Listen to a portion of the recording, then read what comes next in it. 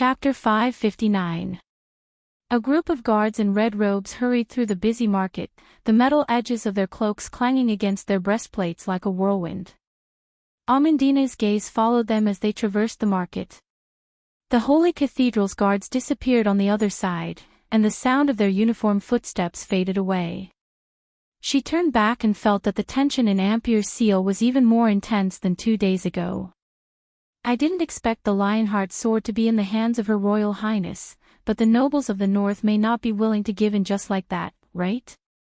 There were only 2 people in the carriage, and as the carriage moved forward, the smell of Brendel's perfume permeated the space covered by the curtains, making Amandina a little uneasy. She asked in a low voice, "What is it?" "That's why they've postponed the next meeting for 2 days." Brando replied with his eyes slightly closed. The subtle changes in the meeting made him give up his original plan. Duke Erek seemed to have given up on the alliance with the royal faction under the pressure of Cruz and decided to remain neutral. Some of the original arrangements could not be used, at least not until the true intentions of the Holy Cathedral were clear. The intervention of the Holy Cathedral was unexpected, but also expected. The Holy Cathedral certainly did not want Erewhon to be divided or fall into civil strife. But what if a civil war was inevitable? It was just like what had happened in history. The key was that there were still a few months before the Lion Beast men could prepare enough food, so it was not impossible for the North and South to change sides. As long as Her Royal Highness showed enough strength, it was not impossible for the Holy Cathedral of Fire to support the South. But what Brando guessed was the reason why the Holy Cathedral was so eager to intervene in Erewhon's affairs. It was not just a coincidence that Moros took office nearly a month earlier than in history. History was changing in secret, and it made him feel that not everything was as he expected. Some things might not be as simple as he thought. The atmosphere in Ampere Seal was a little strange now, and Brando had to suppress his desire to make a move. He was prepared to observe first. After all, he had other things to do today. In 2 days, they will be able to find evidence to prove that the sacred sword in the princess's hand is not the Lionheart sword. I'm afraid it won't be easy to prove that it's not the Lionheart sword. Even though it's a little different from the old Lionheart sword, the guardian of the sword, the Knight of the Lake, is the real deal. Count Yenbao can also prove that. Brendel sighed and decided not to think about it anymore. In any case, the Holy Cathedral still had Archbishop Wood and the people he wanted to meet today. He would eventually find out what had happened to make the Holy Cathedral so anxious. Yenbao. Amandina looked at her lord curiously. I didn't think that there would be things that you don't know. The first ancestor of the Yenbao family was King Eric's attendant. Before the late King Eric passed away, he made a will for them to protect the holy sword for generations to come. That was why the Yenbao family had such a high status in Erewhon. The guardian of the Lionheart should be the knight beside Yak. Brando replied. How is that possible? Amandina's eyes widened. Then wouldn't he be hundreds of years old? The Knight of the Lake is not a person to begin with, but an existence contracted to the sword. He has dedicated his life to the sword. In terms of the state of existence, he is more similar to an undead. Brando chose some reliable rumors from his memory to answer. In fact, he was not completely sure. After all, this information came from the mixed-up forum. Then isn't it very powerful? Her Royal Highness will have another strong support. Amandina's thoughts immediately returned to politics, and Brando couldn't help but find it funny. It's not as scary as you think. The Knight of the Lake has the strength of elemental activation, but because he doesn't have a body, he's slightly weaker than Veronica of the Cruz Empire. His subtext was that the Knight of the Lake was level 57, and Veronica was level 59, which was the late stage of elemental activation. Greysword Saint Mephistopheles must have the strength of level 60 at the peak of elemental activation, and above that would be the ultimate realm of elemental activation. The dragon race was born with such strength, but Erewhon did not have such an existence at the moment. It took a long time for humans to go from the peak of gold to elemental activation, break through the elemental activation wall, and finally reach the ultimate realm of elemental activation. But for the gold and silver bloodlines, it was as simple as eating and dressing. Brando couldn't help but sigh. I understand. The nobles of the north are trying to stall for time and find a justifiable excuse for war. Amandina reacted. Brando nodded, very satisfied with Amandina's reaction. In fact, the north and south had no intention of negotiating at all. Both sides came because of the attitude of Ampere Seal and the Holy Cathedral. Now that the Holy Cathedral's attitude was clear, the only thing left for both sides was to fight. But they did not expect such an accident to happen. The princess's side actually took out the Lionheart sword. Duke Cypher must be so worried that he lost a lot of hair. Princess Griffine was as smart and sharp as the rumors said. She took out the Lionheart sword not to win the support of the nobles, but to announce the legitimacy of the royal faction's inheritance in front of everyone. Without a doubt, she succeeded. The prestige of the Lionheart sword among the people of Erewhon was unimaginable. Under the pressure of the Holy Cathedral, the princess was still able to fight back calmly. This was indeed unexpected. But as Amandina said, the nobles of the north would not give up so easily, and the purpose of Brando's trip was to find out more information. Of course, there was also a secondary purpose. Princess Griffine is really smart. Amandina could not help but praise. At this time, the carriage stopped. The carriage stopped for a moment, and Brendel lifted up the curtains to see his own carriage parked side by side with another carriage. He carefully observed the other carriage, then knocked twice on the window. The door of the carriage opened, and a person came out. That person immediately got onto Brando's carriage. Mr. Brando, Magadal lifted her skirt and jumped onto the carriage, looking at Brando. The nun princess was wearing a light white dress today, looking gentle and quiet. But she seemed a little nervous, her chest rising and falling slightly. After getting on the carriage, she looked outside nervously before closing the door. But Brando interrupted her, shaking his head and putting a finger to his lips.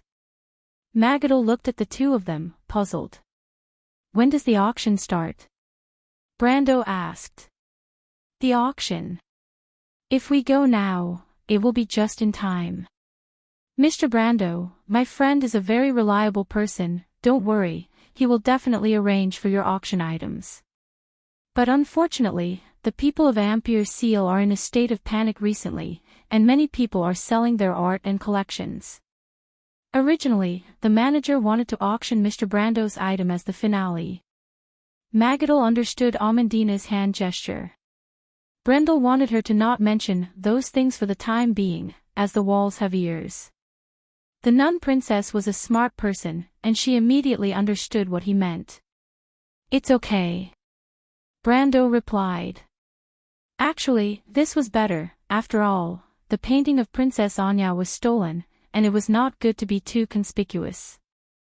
Magadal took a deep breath, suddenly looked up, and anxiously made a series of hand signals to Brando. It was sign language. Brando was slightly startled, thinking that this was not good, he did not know sign language.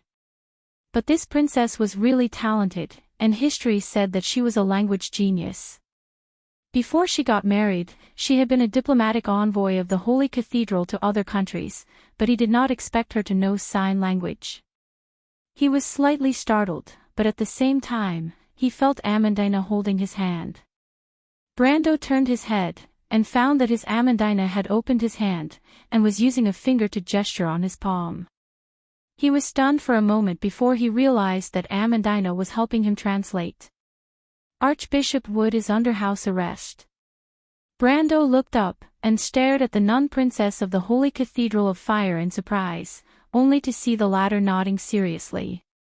This news quickly made Brando frown. Wood and Moros were colleagues in the same organization, and there was no personal grudge between the two. At most, there was some disagreement. He could believe that Wood was pressured by the Holy Cathedral to reach a compromise with Moros, but Moros actually put the former under house arrest. This was tantamount to falling out. Was this necessary? Or was the Holy Cathedral already so anxious? What was the reason for the Holy Cathedral to be so anxious? He thought for a moment, and suddenly turned his hand over to hold Amandina's soft hand. Amandina did not even dream of this change, and her face turned red, but she was still calm, and only trembled slightly. Brando did not notice this, and just wrote on her hand, "Is there any news about the Holy Cathedral?" Amandina bit her lower lip and gestured. Brando knew that this princess was a true friend of Princess Griffin, and could be trusted. And Magadal had also heard of Brando's deeds, and did not doubt her good friend's knight at all. In fact, she was now under surveillance, and could not see Griffin at all. But the outside world did not know Brando's identity, and so she was in a hurry to find this mysterious young man from Tonajol. In fact, she was still secretly sizing up Brando. This young man who was rumored to be arrogant and unruly did not seem as barbaric as the rumors said. Some people said that he was the leader of the bandits, but when Magadal met Brando for the first time, he left a good impression on her. She could even say that he was a model of gentlemanly nobility, and not a hypocrite like Marquis Yoakum. Magadal nodded, and she was about to gesture, but Brando raised his hand to stop her.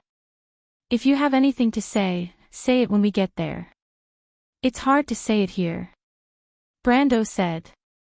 And so, the carriage fell silent.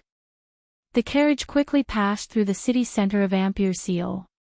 In fact, Brando had been to the auction house that Magadal mentioned in his previous life, and he asked that question just to not attract attention. This was a world of magic, and although there were no eavesdroppers, there were spells that could pick up sounds in the wind, so he had to be careful. The carriage passed by San Bino Square in Ampere-Seal, and they were very close to the auction house. Brando even had the time to lift the curtains and look at the scenery outside. But at this moment, the coachman's scream and the horses' neighing could be heard. Then, the carriage suddenly came to a halt, and the carriage was almost thrown off the road. The sudden turn of events caught the two ladies off guard, and they immediately screamed and rolled off their seats. If it was not for Brendel's quick reflexes, he would have hugged them by their waists, and the two noble ladies would probably have had intimate contact with the floor of the carriage. The carriage shook violently, and Brando held the two ladies against the side of the carriage, and it took a lot of effort for him to maintain his balance. But for a moment, the posture of the three of them was inevitably a little indecent. Brando held Amandina with one hand, and used his elbow to support himself against the carriage wall. Amandina's slender body seemed to be squeezed into his strong body, and even her small breasts that were not perfectly developed were tightly pressed against his chest. Amandina's usual calmness did not allow her to be shocked by this sudden change, but she was clearly aware of her situation, and her face was almost dripping blood. Princess Magadal, on the other hand, was completely blank. She was so scared that she did not even realize that Brando was holding her by the waist. The nun princess did not have the slightest ability to protect herself. Her body was as soft as a feather, and it made Brando think that he was holding a ball of cotton. He could not help but look back. Her face was pale, and her eyes were closed. She looked so pitiful that his heart could not help but beat faster. After a moment, the carriage finally stabilized, and with a loud crash, it fell to the ground. "Ah!" Magadal cried out in pain. It turned out that Brando was on top of her. This time, the nun princess finally realized her situation, and could not help but struggle slightly, wanting Brando to let go of her. But Brando did not care so much now. Although he did not know what was going on outside, it was obvious that the horses were frightened. If they were to go crazy and drag the carriage on the ground, he would be fine, but Amandina and the nun princess would inevitably be injured. Brando reacted quickly. He immediately pulled out Halran Gaia from the dimensional space, and with a loud crash, he cut a large hole in the side of the carriage.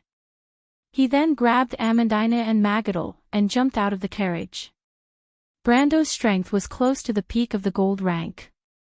Although it was a close call, this series of actions was not difficult for him. The passers-by on the street only saw the carriage fall, and suddenly there was a loud crash. Before they could see what was going on, a young man landed on the street with two beauties in his arms. Wow, this guy is so lucky. This was the first thought that came to most people's minds. But Brando was filled with anger. While Amandina and Princess Magadol were still in shock, he raised his head and saw the two horses that were pulling the carriage were lying in a pool of blood. The coachman's head was also bleeding, and he was lying moaning beside the carriage. It was obvious that the two arrows that pierced through the horse's head were the culprits behind all of this. Brendel could not help but raise his head and stare at the group of men in black armor not far away. He asked in a cold voice, "What are you doing?" "You did this." To be continued. If you like this work, you are welcome to come to Chidian. Come to vote for me. Your support is my biggest motivation. Chapter 560. It was a group of cavalrymen. They wore dark blue jackets under their black half-body armor, and the lower part of their lapels was dyed white, revealing a double row of bronze buttons. They wore high helmets, which were similar to the Spanish helmets that Brando had seen in his previous life. This was the standard uniform of Erewhon's cavalrymen, and it was a regular army. They were not the guards or patrolling cavalrymen that he had seen in Bucci, nor were they the private soldiers of the nobles.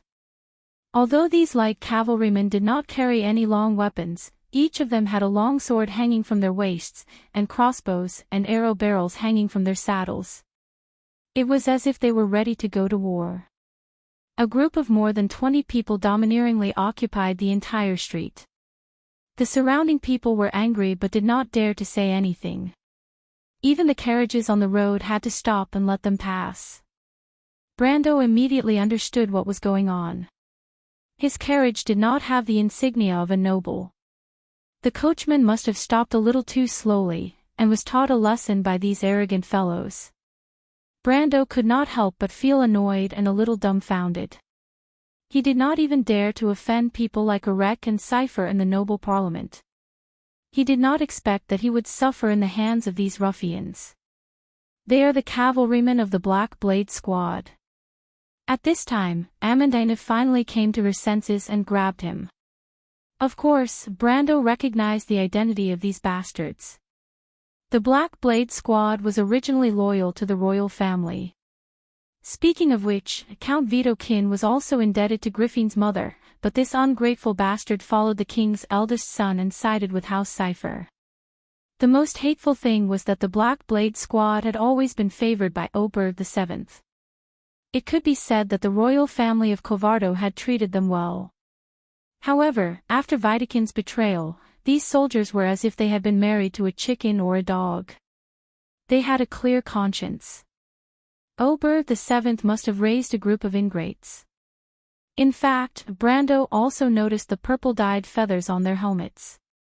This meant that they were the Rangers, the elites of the Black Blade Squad. In fact, the Earth Dragons that they were riding also proved this point. The Black Blade Squad was not so extravagant as to equip all the cavalrymen with Earth Dragons.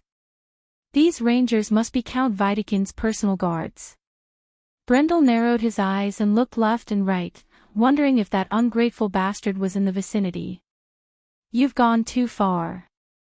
Magda helped the bleeding coachman up and could not help but turn around to glare at the arrogant ruffians.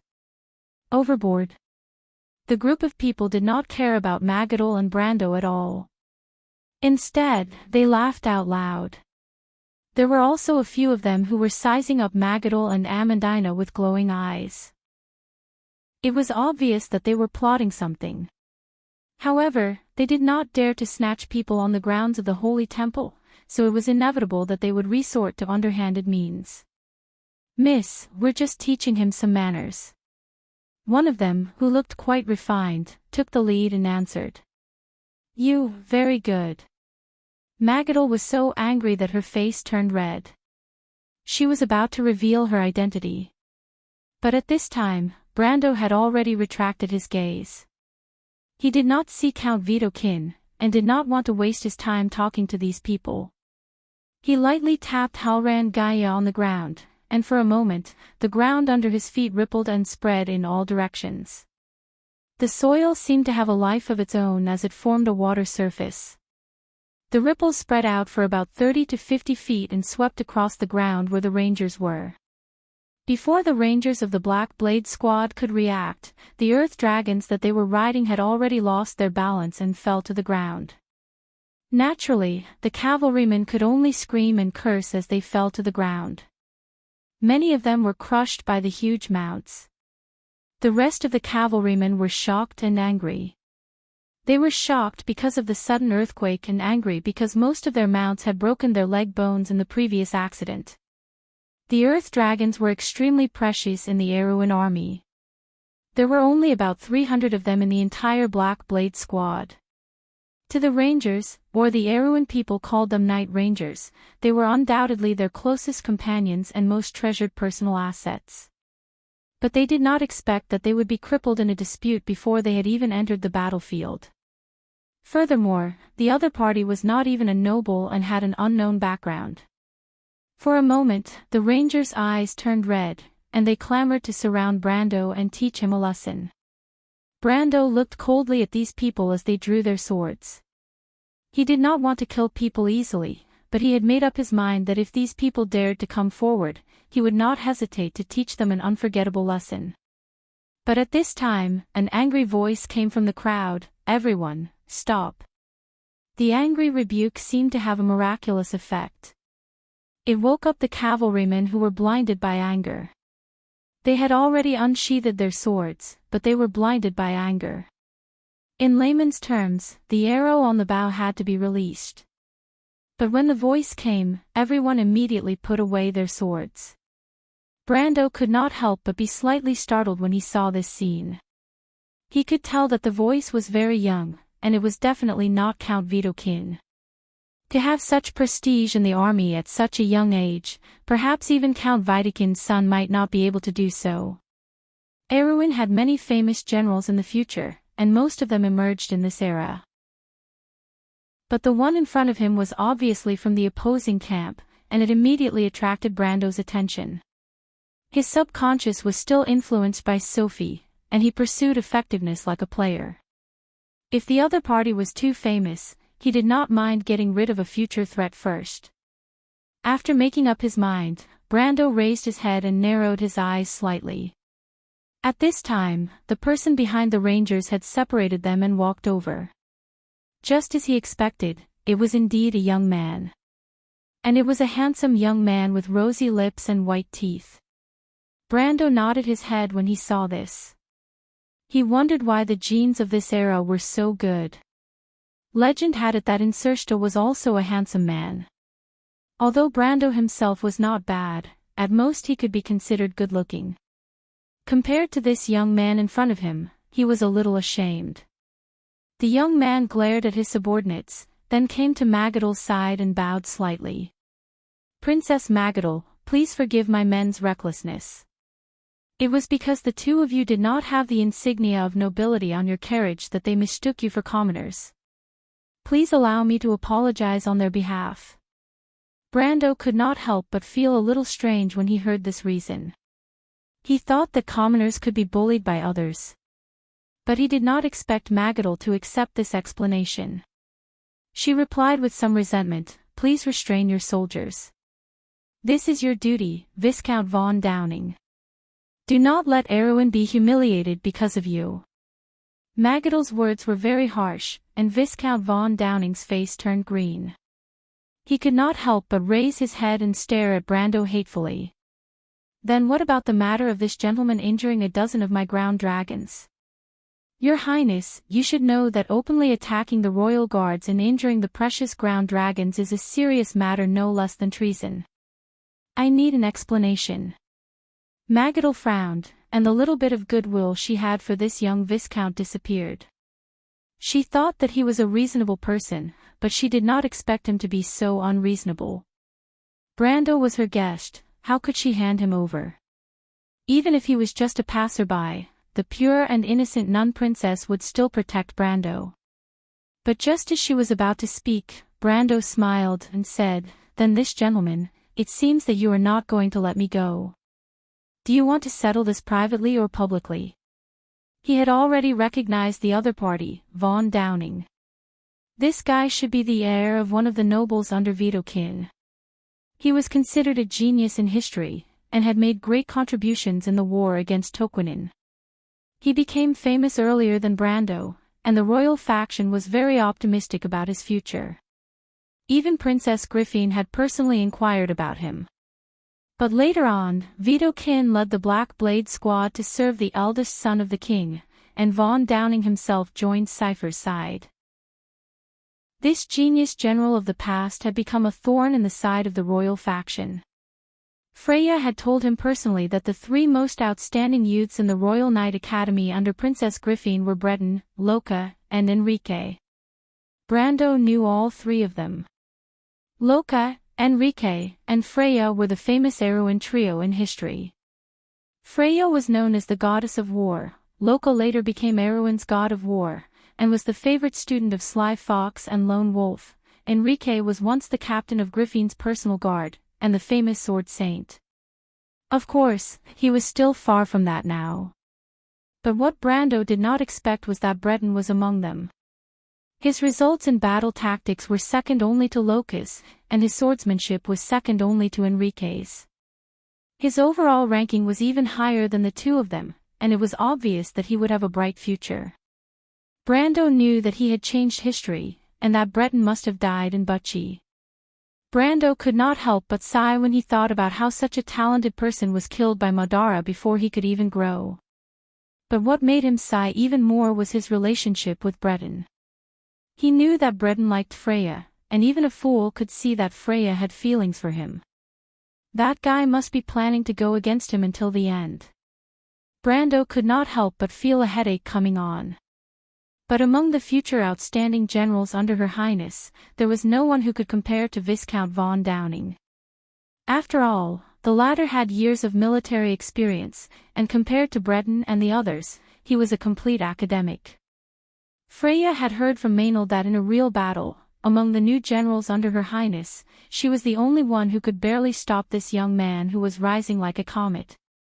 But Brando retracted his killing intent. There was no other reason, but he happened to know another part of history that was even more famous.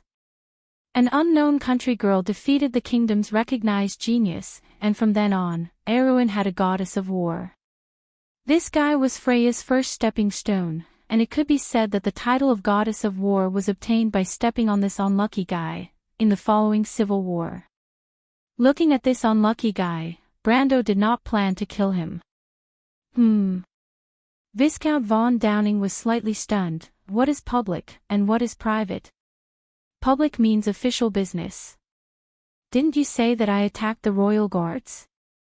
But I would like to ask which royal guards you are. We can discuss this issue, and if you can prove your identity, I am willing to compensate for your losses. Brando replied with a smile. When the young man heard this, he was dumbfounded. Who was the legitimate royal family of Arwen? Wasn't this the question to be discussed at the meeting in Ampere-Seal? If the few of them could reach a conclusion here, then what was the point of having so many Grand Dukes and members of the royal family in Ampere-Seal?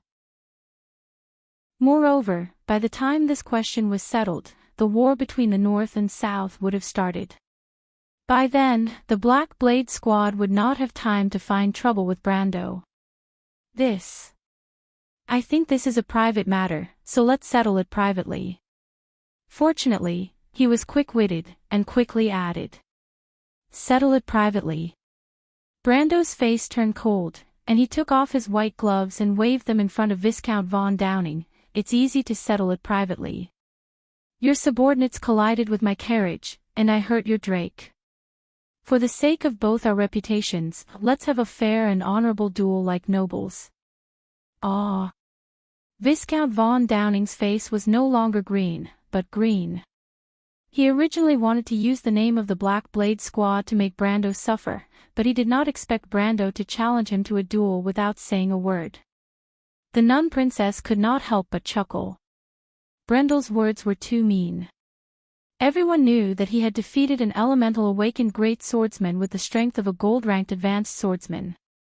Even though they did not know that Brendel had used a little trick, his mastery of swordsmanship was recognized by the world. Viscount von Downing must have recognized him, but he purposely said that. It was a little too much.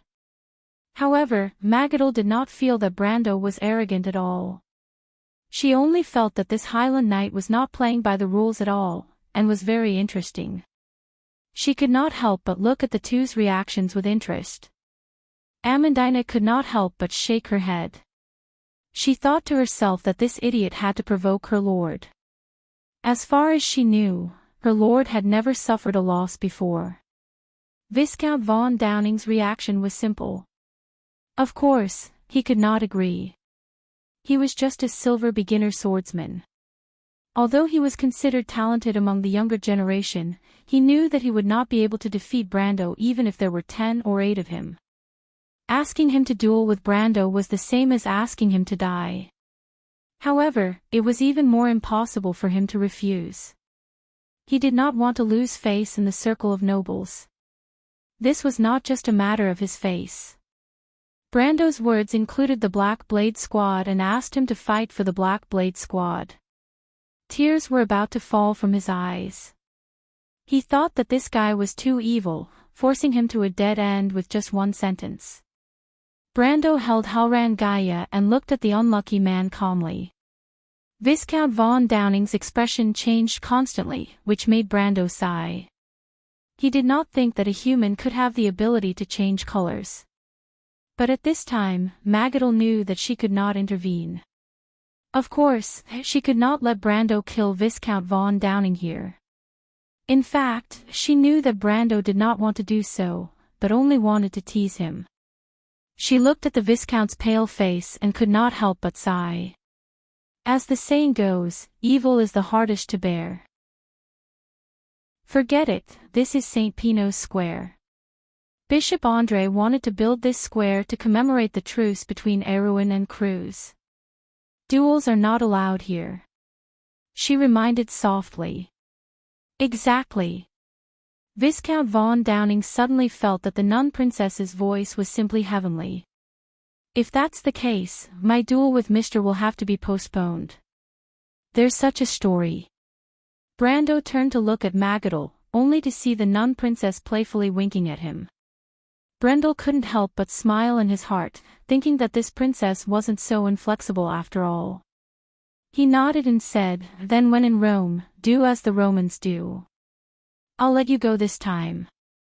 Why don't we set a time first?" Viscount von Downing's expression changed, and he hurriedly replied vaguely, "Let's set it after the conference." He also knew that the conference in Ampere Seal was still far away, and both sides needed time to prepare. Moreover, after the conference, the civil war between the North and South would begin. When that time comes, he would return to the army and have plenty of ways to deal with this guy. But now, he didn't dare to stay here for even a second longer. After leaving behind these harsh words, he immediately led his men away with their tails between their legs. Brando shook his head. Young people.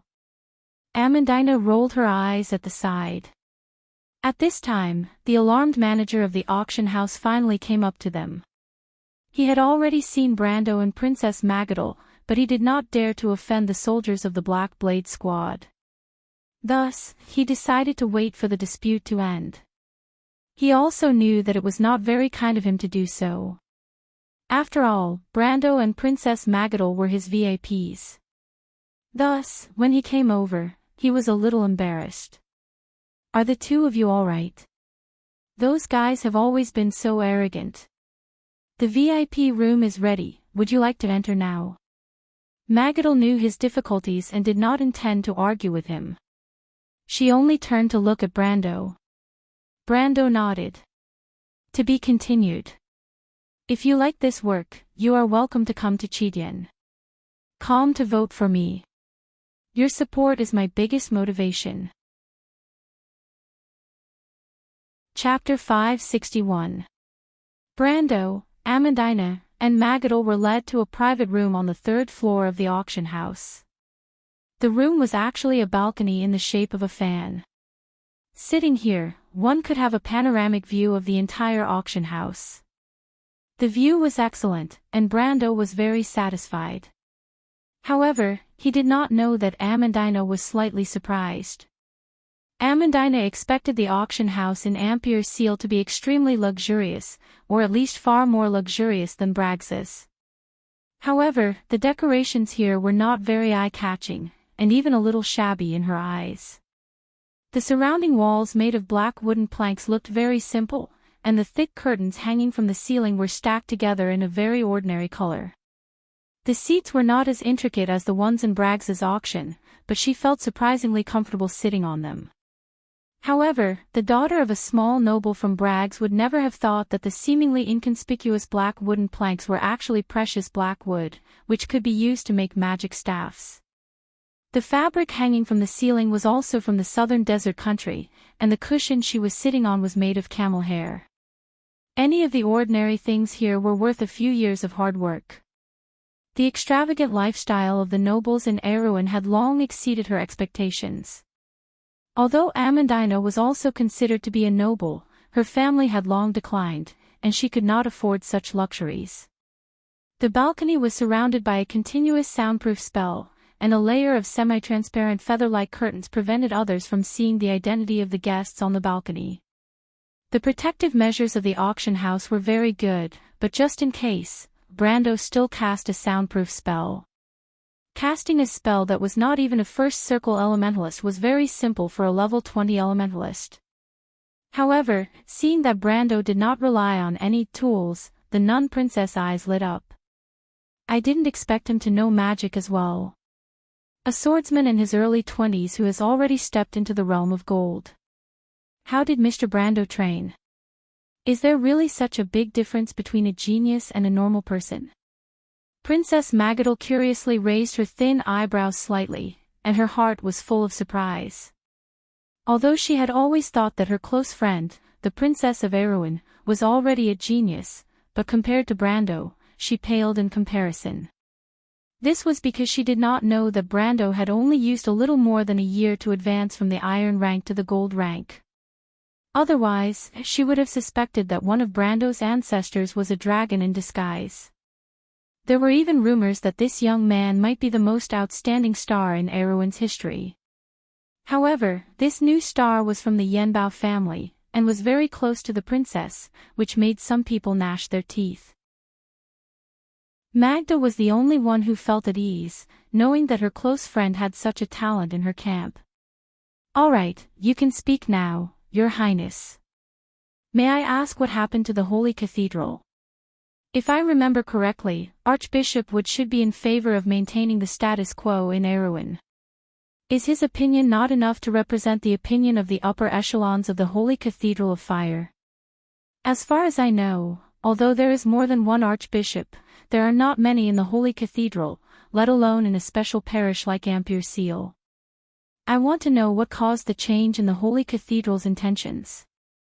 Brando immediately asked after finishing his spell. The beautiful nun princess was stunned for a moment before she came back to her senses. It should be a letter from Moros.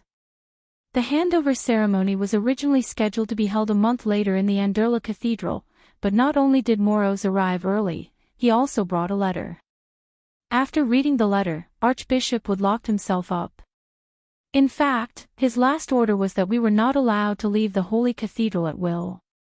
"I found an opportunity to bypass the guards to meet you, Mr. Brando." Archbishop Wood is not a person who cares about human feelings, but he is one of the rare people who has a firm belief.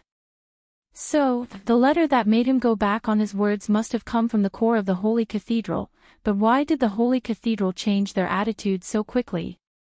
Generally speaking, the archbishop of a parish represents the attitude of the Holy Cathedral, and there are very few cases in history where their opinions are completely different from the Holy Cathedral's. So, it must be because of an emergency. But there are not many situations like this in history.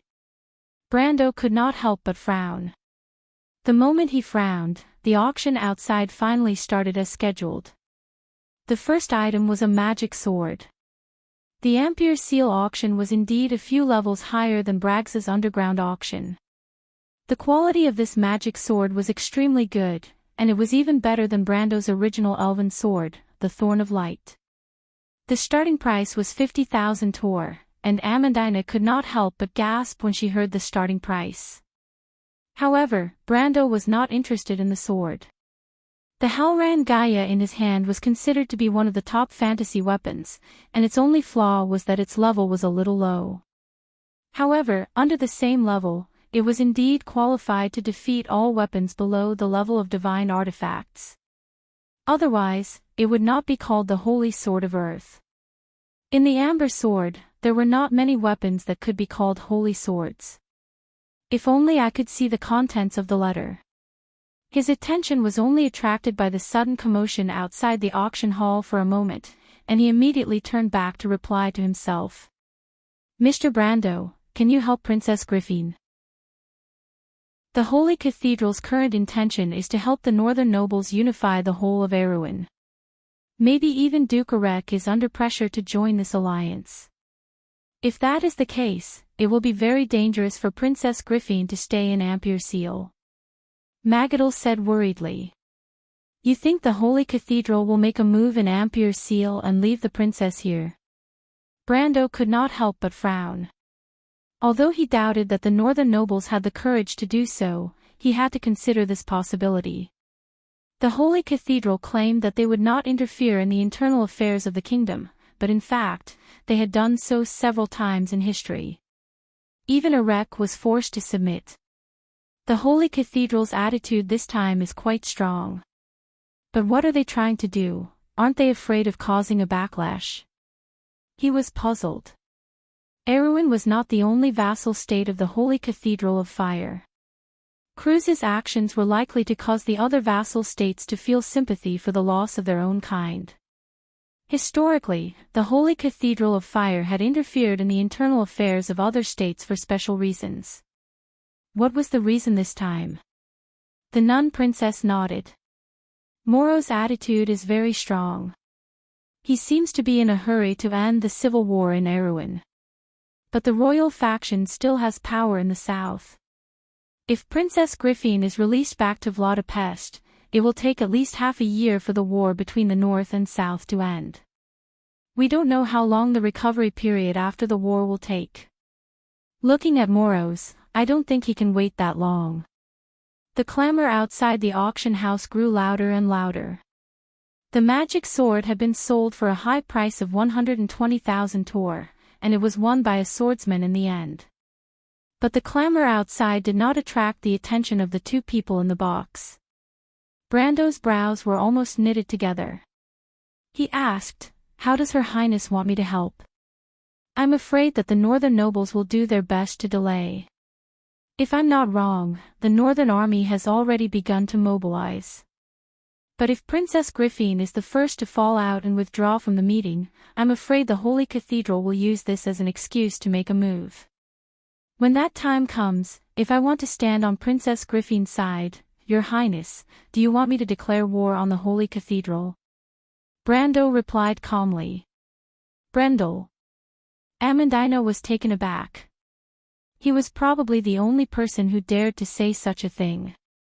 Declaring war on the Holy Cathedral. She did not even feel fear. The kingdom had belonged to the Holy Cathedral of Fire for centuries, and the Holy Cathedral of Fire did not only control Cruz and Erewhon. In their vast territory, Erewhon was just the most insignificant stone. Magadal looked at Brando awkwardly. She was a devout believer herself, and of course she knew how terrifying the power of the Holy Cathedral of Fire was.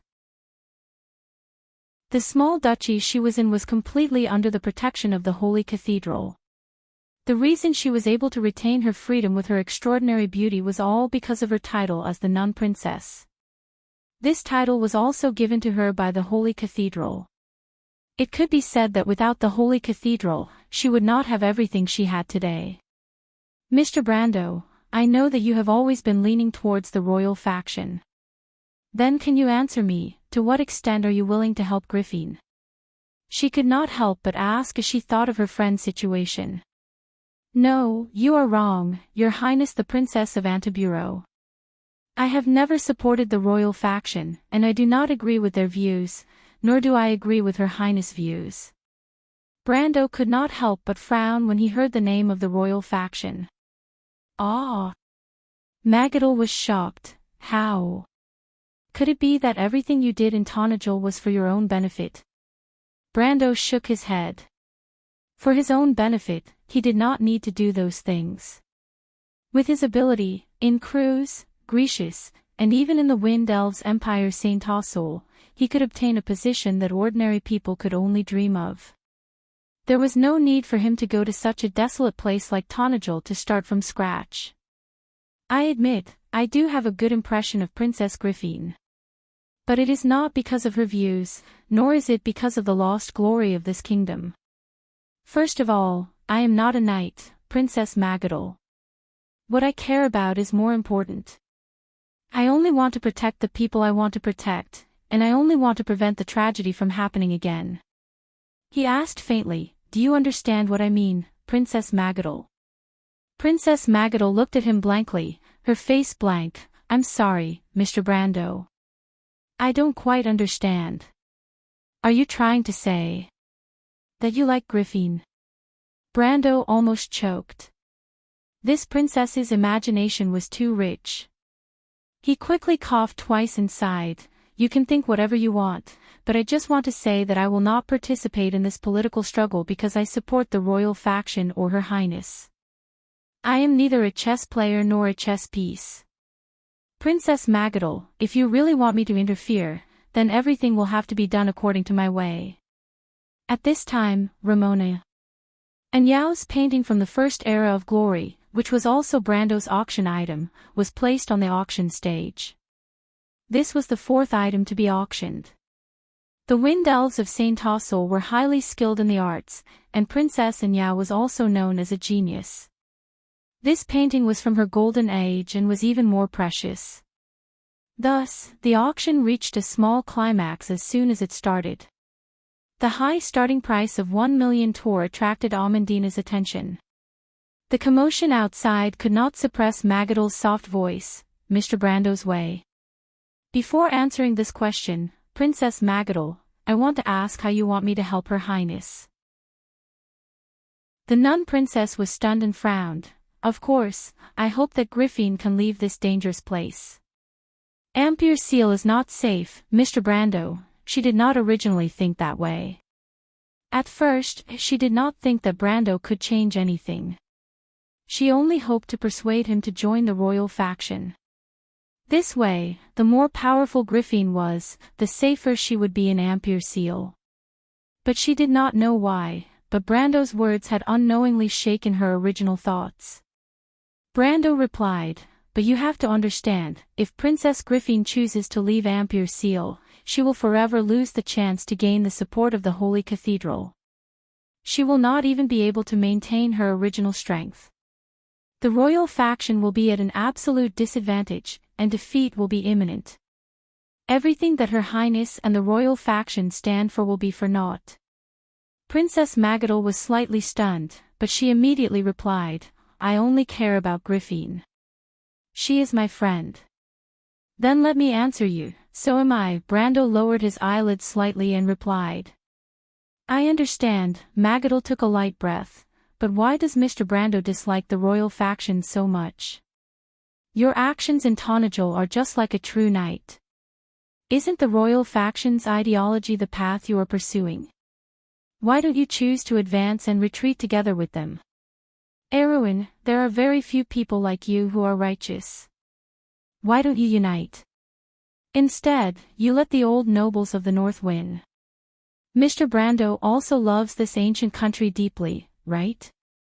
Brando shook his head and replied indifferently, the Lionheart sword in Freya's hand now promises to protect the people, and not to be the proof of the legitimacy of the country.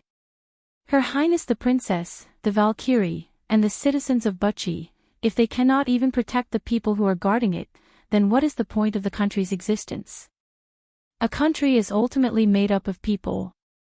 Knights are fighting on the front lines to protect, not to sacrifice the people they want to protect. Do you understand?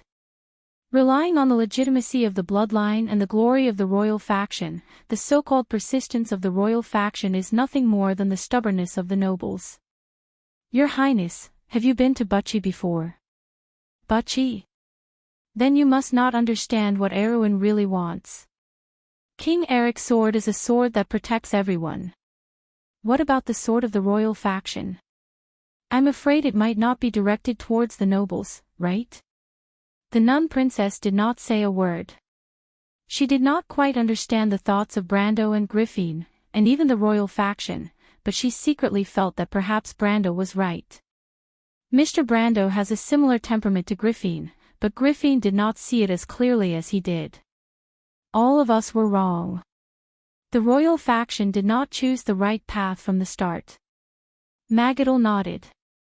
She raised her head and asked, "Can I help you, Mr. Brando?"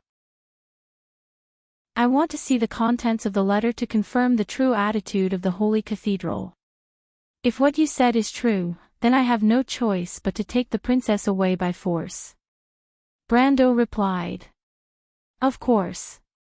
But in exchange, I hope that Mr. Brando will not call me princess anymore. Just call me Magadal." The princess said seriously. "Is that okay?" Brando could not help but turn around. At this moment, the oil painting of Princess Twilight was sold for a high price of 3,300,000 tor. After deducting the handling fee, there was still more than 3 million tor in profit. Amandina could not help but let out a soft, "ah," before turning around to look at her lord.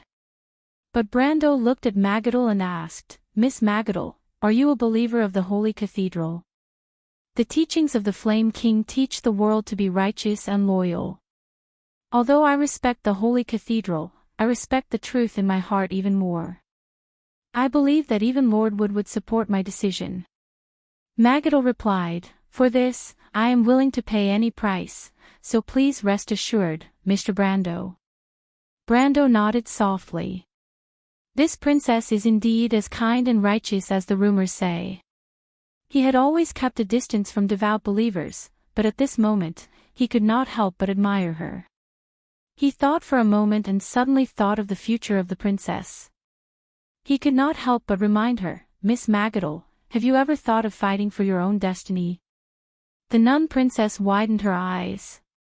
The words "fight for your own destiny" deeply moved her. She did not know how Brando could see through the struggle in her heart. She could not help but stare at the latter in shock. "I mean no harm." Magadal hesitated for a moment, but in the end, she shook her head. The Holy Cathedral had given her too much, and she did not have the courage to resist. Just like Griffin, although she knew that she was trapped in her own trap, she still had to move forward. Seeing that Magadal was unwilling to leave the Holy Cathedral, Brando could only sigh. In fact, he also knew that this was not possible. After all, the nun princess represented her country behind her back. Humans were never free, and he was just casually asking.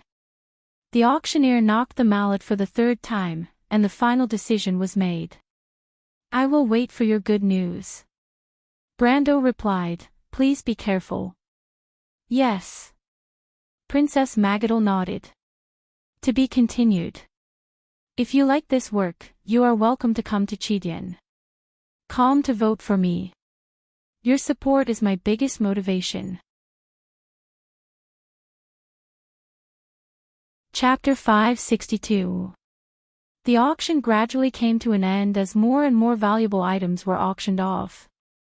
Brando managed to buy a piece of adamantine worth 300,000 tor, which was one of the main materials for making steel armor. With this piece of adamantine, along with the White Knight Ebden's relics and Amon's life savings, he would soon be able to start making the armor. Nun Princess Magadal also bought a silver ornament from the Wind Elves as a token of appreciation and gave it to Amandina as a gift. The last item of the auction was a round shield that had been passed down from the Kurlutz Empire's Kanav dynasty. However, the two of them were not interested in it at all. The situation in Ampere Seal was really unsettling. Brendel and the Princess of the Antiburo Duchy quickly reached a final agreement, and the two of them left the box early. Magadal had to return to the Holy Cathedral immediately to avoid suspicion. After that, she had to find a way to find out the true intentions of the Holy Cathedral of Fire. She had to find out what the new Archbishop of Moros was doing with Erewhon's nobles. Brando was quite satisfied with this meeting. Although he did not get much information, at least he had a solid ally in the Holy Cathedral. He also understood the attitude of the Cruz Empire. Brendel trusted Princess Magadal's character. In another history, she was known for her righteousness and kindness. She was even known as the heart is more than the exterior. Princess Magadal was not ugly, and her beauty was not inferior to the half-elf Griffin. She was known as the Queen of Ains, the Queen of the Elves who was active in the era after the War of the Holy Saints was known for her beauty. Brando asked Amandina to stay and settle the bill with the auctioneer. He then left the auction hall and stopped a carriage at the entrance. 74 Scorpion Shell Street. The carriage quickly left San Pino Square and went through a winding alley. Even in a prosperous trading port like Ampere Seal, there were still slums. The carriage stopped at a shanty area in the suburbs. The houses in this area had long been bought by Sioux. Brando walked straight to a house with the back of Ampere Seal Bay. As soon as he reached the door, the gray wooden door opened with a creak. A feminine face appeared behind the door, but there were fins on her chin and ears. Her skin was like green jade. She looked at Brando with her pale yellow eyes. "Nice to meet you, Ednies." Brando smiled. She was a female shining scale Naga named Ednies. Ednies nodded and moved aside to let Brando in. "My lord." There were two male shining scale Nagas in the house. One of them was Sani. He had been injured in a battle with the other races a few days ago. He could not fight for a while, so he was sent here to act as the liaison officer for Tonagel's new lord. Brando was now the most important friend of the Shining Scale Nagas. He had cured the queen with holy water but the main reason was that the shrewd Queen Koldu valued Brando's potential. There were not many people in the human world who could casually take out holy water number 1. However, it was not the Nagas who spoke first. It was Sue who was standing behind them.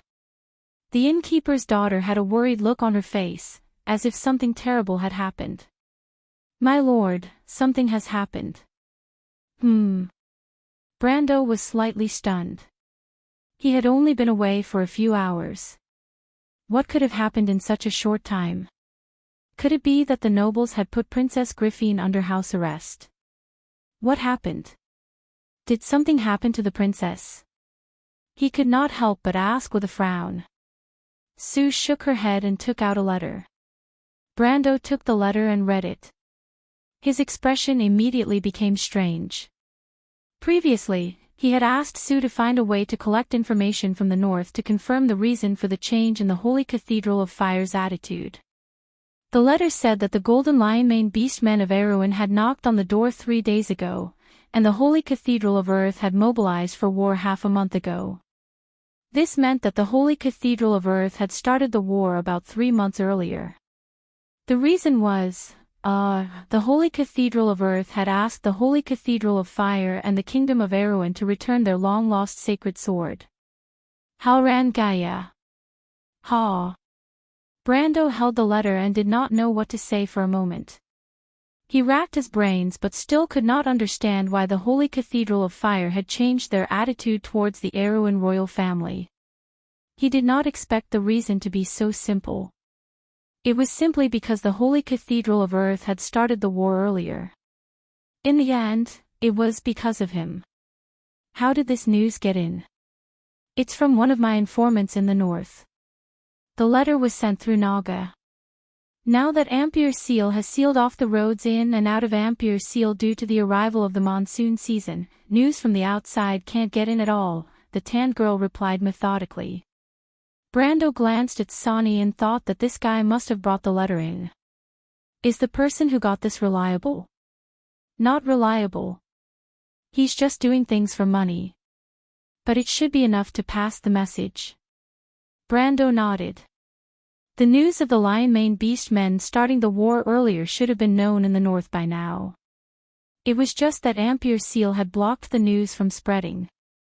The situation was serious.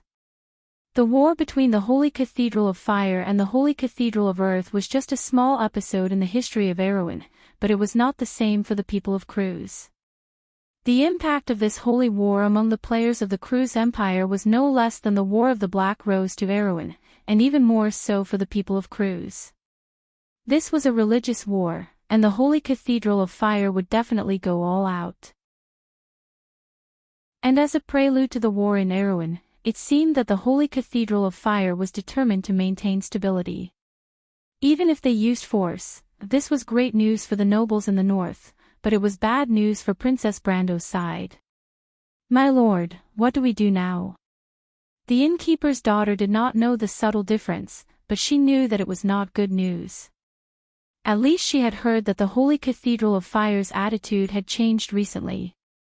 Her Royal Highness must have been put under house arrest. Now the Holy Cathedral of Fire will definitely not allow her to leave Ampere Seal. They will force Erech to take a stand, and the nobles and the king's faction will be in danger next time. Brando thought for a moment. The king's faction should have received the news by now, maybe even earlier than him. The king's faction must have more informants in the north. Although they did not have Nagas, they must have the means to pass information into Ampere Seal. But if even Erech had changed sides, the princess should be in a desperate situation now, and even whether she could leave safely was a problem. He suddenly turned around and asked, "Where's Roman?" Miss Roman went to the trading area. There are many companies in Ampere Seal that have relations with us. She said that she wanted to get in touch with the leaders of these companies. The war is about to break out, and the market will inevitably fluctuate. Miss Roman is worried that it will affect the livelihood of the territory. Sue seemed to be about to talk about this matter. She's alone. Brando frowned. He knew that those big merchants looked good on the surface, but they were not good people behind the scenes. Scarlet went with her too. Sue glanced at him and replied. Brando nodded. After Scarlet was given the dragon's blood, she was almost at the peak of the gold rank. In terms of pure strength, even he was no match for her. With her by her side, the merchant lady's safety could be assured. When they come back, tell them not to go out again. Also, tell everyone to leave the hotel and gather here. Sue nodded and frowned slightly. Is the situation already so tense? She knew part of Brando's plan. Getting everyone to gather meant that the situation at the nobles' meeting was irreversible, and the next step was to intervene with force. But to be honest, the power of the Tonajul territory was insignificant in this huge chess game. Sue, do you have a problem? I don't have a problem. Sue shook her head and threw away the trace of unhappiness in her heart. Brando suddenly became silent. He suddenly realized that it was selfish of him to bring these people into the whirlpool of this political struggle. Sue was the daughter of the owner of the hotel. The Roman dreamt of being a big merchant. Freya wanted to help the people of Butchie. Scarlet was just wholeheartedly trying to gain the recognition of others. There were also the old soldiers of the Red Copper Dragon Army and the young people of Tonajul. The fate of the royal faction and Princess Griffin did not have much to do with them. They were here because of his idea. What right did they have to sacrifice so much for the rise and fall of the royal family and to change the fate of a princess, even to the point of sacrificing their lives? Different from the deep-rooted prejudice of the royal faction and the nobles, in Brando's eyes, there was no difference between people. Even the life of a princess was not necessarily more precious than that of a beggar. Princess Griffin was more important in his heart, not because she would become the regent of the kingdom in the future, but because he could not forget the precious memories of the past. The days when he fought side by side with his companions, with the goddess of war, and with thousands of people who held the same beliefs. But these memories did not exist for others, not even Freya. His goal was originally a bit selfish, but there were some things he had to do because he knew the results. "Sue, do you trust me?"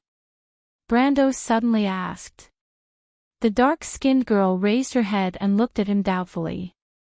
"What we are doing now might not necessarily succeed, but it will definitely be right.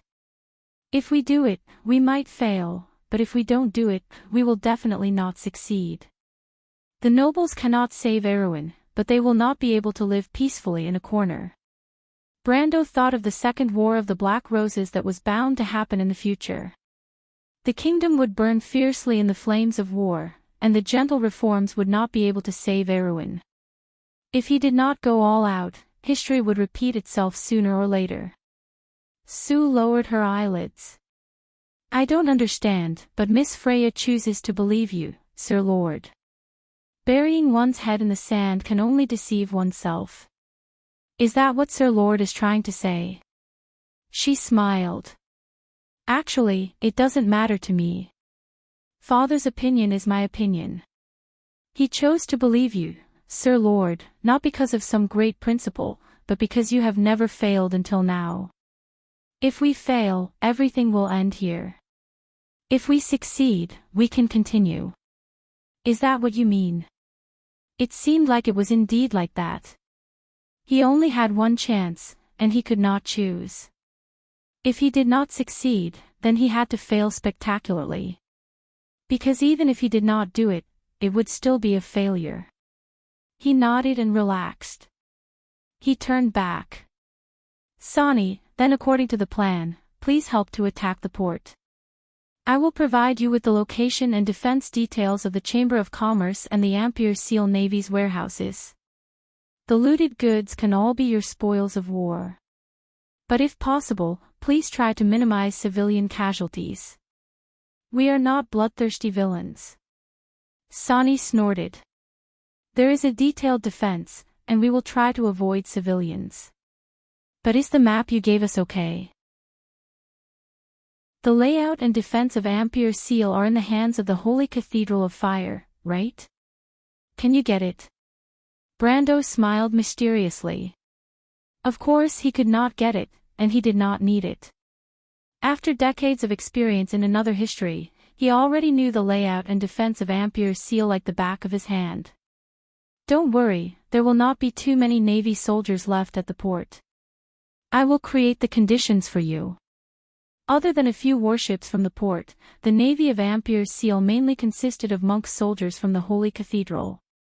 Brando was at least confident that he could lure the monk soldiers away. Besides, the storm was coming, and the Holy Cathedral would not expect the attack to come from the sea. By the way, he suddenly thought of something. "Can I trouble you to use the demon whale again?" He mainly wanted to use the demon whale to cover the retreat. The port still had a few warships, and the demon whale had the special effect of suppressing storms. When they retreated from the sea, they would have to pass through the storm-ravaged waters. Brando did not want to be eaten alive after escaping Ampere Seal. Sonny hesitated for a moment but finally nodded. Brando had done a lot for the Shining Scale Nagas, and this time it was time to return the favor. In addition, the Shining Scale Nagas had suffered great losses in the West Sea War. Brando's suggestion to create an opportunity for them to loot the warehouses of the Ampere Seal Navy and the Chamber of Commerce was an offer they could not refuse. Ampere Seal was the largest trading port in Erewhon and the entire Southern Territory. If they could seize the Ampere Seal Navy this time, the Shining Scale Nagas could almost make up for their losses in this war. "Thank you so much." Brando was really surprised now. His relationship with the Shining Scale Nagas was just an unintentional act on the way to Ampere Seal. He did not expect that this unintentional act would become the most crucial part of the success of this trip to Ampere Seal. It's just a mutual benefit. Sonny was still as dumb as he was in history. He wrote off the favor Brendel owed him with just a few words. If the shrewd Queen of Cold Dew knew about this, she would definitely punish him by sending him to the abyss of the deep sea for reform. Next, Brando decided to meet the half-elf girl again. To be continued. If you like this work, you are welcome to come to Chidien. Calm to vote for me. Your support is my biggest motivation. Chapter 563. Just as Brando had predicted, an hour after he finished reading the letter, the same secret letter arrived at Princess Griffin's desk, lying quietly on the ebony table. Outside the window was the scene of Ampier's seal before the storm. The wind and rain were dark and gloomy, the haze that interweaved over the entire harbor made the whole day pass. Although it was only noon, it was already approaching dusk. Lightning occasionally flashed through the clouds, and thunder rumbled. The pale white light shone through the window and projected the shadows of the trees on the carpet. "What's the situation outside?" Princess Griffin asked. "We've already been surrounded by 3 layers inside and outside. The possibility of breaking out of the encirclement is not high. However, if Your Highness the Princess decides, we will definitely do our best to open a bloody path for Your Highness." The knight who was kneeling on one knee was drenched. The water from his red cloak soaked the expensive carpet, but no one blamed him. "No need. You can leave first and change into a dry set of clothes, Sir Letterer." The half-elf girl nodded and replied. The knight responded gratefully, got up, and left. "What's going on with the Halran Gaia?" She raised her head and looked at the others in the room. "Has anyone seen it appear in the kingdom?" This. Auberway's expression was a little strange. "Actually, there is, and it's one of our people." "One of our people?" Griffin was a little unhappy. "Why didn't I know?" "I just found out about it, Your Highness." Auberway hurriedly explained. "It's Roves." "Roves?" "That Roves Delar from Audine. Delar's youngest son, the current heir of the Audine family, Count Audine." The princess thought for a moment before remembering this person. "Weren't they sent by my father to the south to find the whereabouts of the Lionheart sword?" She suddenly fell silent. In just half a year, the kingdom had changed, and the Lionheart sword was now in her hands. It seemed that in the blink of an eye, Erwin had undergone a drastic change. "What's going on?" she asked. "Audine is outside. Why don't we let him describe it personally? It's inevitable that there will be some deviation in the words of an outsider." Auberway replied. Griffin nodded. After waiting for a short while, the pale-faced Austin entered their line of sight. Previously, he had almost lost his life in the Battle of the Loop of Trade Winds, but he was saved by the great druid, Andrew, who was passing by. Although the external injuries on his body were mostly healed, the internal injuries were still there. After the long journey, he looked even more defeated now. But even so, he still respectfully bowed to Griffin. "Count Audine, is your injury serious? Do you need to rest?" The half-elf girl looked at him and could not help but frown on her face. Even though she had heard that this group of people had met with an accident in the Loop of Trade Winds, she didn't expect them to be so miserable. "It's just a small injury. There's no need for that." "Her Highness, on the other hand, is more urgent," Austin answered. In fact, before the split of the royal party, he was more inclined towards the firstborn, but in the past 2 months, his camp had unknowingly wavered. Every time he thought of the young man he had met in the Loop of Trade Winds, he could not help but remember the choice he had made. When he knew that the Lionheart sword was in the hands of the princess, he did not hesitate to come here. "Then please tell us about the situation." The princess replied. Audine nodded and began to tell the story of the battle. He was not a good storyteller, but he was a good storyteller. The adventure in the Loop of Trade Winds, which had lasted for several months, was reduced to a story of less than 10 minutes in his mouth. Even so, he was still able to explain the cause and effect of the adventure clearly. When he finished, the room was silent. Oberway had already known, but Griffin could not help but take a deep breath. You mean, the sword is in that person's hands? He's the Lord of Tonagel. His name is Brando, right? Yes. Audine nodded, but in his heart, he thought that the princess knew the young man. Is it possible to get him to return the sword to the Lionheart sword? Fleetwood suddenly broke the silence and asked. Everyone could not help but shake their heads. Although Fleetwood was Erwin's top court wizard, he did not know much about politics.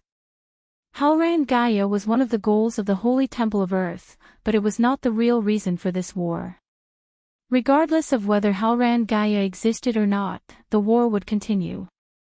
Even if the army was mobilized, there was no way they would retreat. Audine looked at the chief wizard with disdain. He was originally from another faction and was biased against everyone here except for Griffin, especially Fleetwood, who was a capitulator. I've never heard of Aween giving up the benefits without being forced into a war. Even if the Holy Temple of Earth agrees, the Lionheart sword will not. The mobilization of an army is not a small matter, teacher. The princess shook her head. Since it has already happened, why don't we think about what to do next? My lords. Her gaze swept across everyone. Think of a way to mobilize the troops in the south, and at the same time express our stance. Duke Vero has yet to express his stance. He and Count Randner are mortal enemies, and the Holy Cathedral has very little control over the south. We can win over his support. Makarov immediately replied. Who will board the sinking ship? Someone asked. No, if we still have the 3 territories, there is still room for maneuver. The Lionheart sword has already taken the initiative to attack, and the north will be attacked from both sides. The Holy Temple will not ignore this. Everyone in the room was silent. Griffin looked deeply at the cunning fox. This plan seemed to be impossible in Pegasus' starry skies, but it was not impossible after careful consideration. Makarov had probably seen through the trick. If Tonagel's army and Vero attacked Randner together, and secretly reached an agreement with the royal faction, the 3 southern territories would be on the princess' side. Coupled with Karsuk and Grinoires, whose stance was unclear, the royal faction would be effectively divided into the north and south. Although without Arek's participation, the Holy Temple would not dare to touch the royal faction in Ampere Seal anymore once Tonagel's army and Vero attacked. In the end, the Holy Temple would have to compromise with the royal faction, but in that case, Erwin would only be divided. It was a wise choice, but Count Audine furrowed his brows. Everyone present was smart, and no one could fool anyone. Oberway and the rest had their hands on the hilts of their swords. He could not help but look at Makarov. There was no need to say such words in front of outsiders. What was this guy trying to say? Was he trying to express his stance? This was probably Duke Anthony's stance. Once the north and south were divided, Arek, who was stuck in the middle, would not have an easy time. Everyone knew that Duke Anthony and Arek had an irreconcilable feud. The princess shook her head gently. I reject this proposal. The royal faction can be defeated, but Erwin cannot be divided. Everyone's expression changed, and only Oberway frowned slightly. Audine looked up and carefully sized up the beautiful princess. It was as if he had sensed some hidden power in her for the first time. Your Highness. Makarov could not help but remind her. After we die, there will be people who will remember the glorious flag of the late King Eric. But if Erwin is divided, there will no longer be a chance to reunite. The half-elf girl's silver eyes seemed to be able to see through the fog of the future. She sat there and answered calmly. This was the tragedy of a small country. Erwin's fate was still in the hands of the Cruz people. This kingdom had been able to maintain its unity until now, but once it was divided, the crew's people would not give it a chance to reunite. The princess and even everyone present knew this, but some people pretended not to know. Let's talk about the current situation first. Oberway interrupted. No need. Griffin suddenly understood something inside. You all can leave first. I need to be alone for a while. Tomorrow's noble meeting and future matters will be handed over to you all. The room was silent. Everyone looked at each other, nodded, and left the room. The last one to leave was Austin. He took a deep look at the princess, bowed, and closed the door as he exited. The sound of footsteps gradually faded away. When it was completely quiet, the half-elf fairy princess stood up. She was not tall, and with the petite body of an elf, she looked a little weak. She walked to the back of the chair, grabbed the back of the chair with both hands, and dragged the chair to the window with difficulty. She panted and sat down by the window, staring at the scenery of Ampere Seal in the midst of the storm. The sky was dark, as if in the next moment, the harbor would be swallowed by darkness. After a long time, the door behind her opened, and a voice said, Your Highness, Lord Makarov and the others have gone to see the little prince. Only Lord Oberway and Count Audine left together. Griffin bit her lip, and her face was pale. They were going to stake everything on one throw, but should she stop them? Could she bear to let her ruse die with her? Besides, what ability did she have to stop them? She had already expected this moment. The royal faction was already acting on their own will. As for whether it was still as pure as before, no one knew. She raised her head, and the lightning illuminated her face, making it appear as white as jade. King Eric, is everything in Aween coming to an end at this moment? She stared at the endless darkness in the east. She knew that there was a new empire growing there. Erwin would eventually become its nourishment. The door quietly closed again. But Princess Griffin did not seem to hear it. She stared at the scenery outside the window, as if she wanted to take it all in. No matter how dark it was still Erwin's territory. At least for now. Her face was deathly pale, but there was no joy or sorrow on her face, as if she was a puppet. At this time, it's better for your body to cry. A gentle voice said. Griffin was shocked. She reacted quickly and pulled out a silver dagger from under her skirt. Clang! A sharp sound rang out, and the dagger clashed with a black longsword. Her Royal Highness took a step back and finally saw the young man who was wrapped in a wet cloak. At the same time, Brendel heaved a sigh of relief. He didn't expect the princess to react so quickly. She almost succeeded. If the difference in strength between the two was not so great. But Brando did not expect that Griffin would not stop. Instead, she gritted her teeth and pounced on him with a determined face. Ah! It was as if Brendel had just woken up from a dream. He suddenly realized that the princess was probably begging for death right now. She wants me to kill him. She wants me to kill him. Is the princess crazy? Brando's heart sank. For a moment, even his movements slowed down. To be continued. If you like this work, you are welcome to come to Chidian. Come to vote for me. Your support is my biggest motivation. Chapter 564. The princess stabbed her sword towards Brando's chest. The silver light on the tip of the sword seemed to split the dark rainy night, reflecting the thunder and lightning outside the window. For a moment, the whole room was only left with a single white color. Thunder roared. The sword passed through Halran Gaia's defense, but Brando seemed to have a circle of transparent ripples around him, causing the tip of the sword to slide to the side involuntarily. Griffin felt as if she had hit a smooth stone surface. The rebound made her unable to hold the sword and it flew out of her hand. The martial Adenia, behind Brando, the commander of the White Lion Legion during the Second Renaissance era, was suddenly unlucky. The precious oil painting from the 3rd century was pierced through the left eye by the sword. Brando then reacted and grabbed her right wrist. The half-fairy princess' hand was soft as if boneless, and there was even a slight touch of warmth. But before he had time to savor it, a trace of determination in her eyes made his hair stand on end. Left hand. Brando's heart skipped a beat.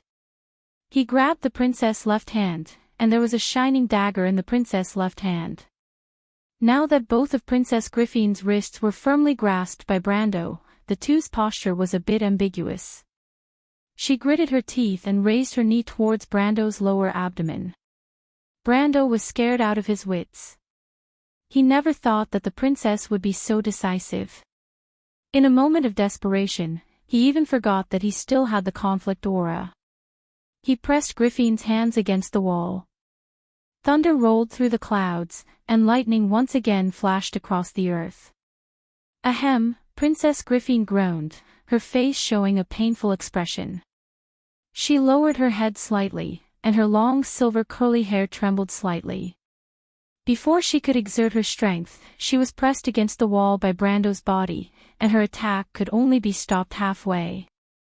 But the posture between the two was not ambiguous.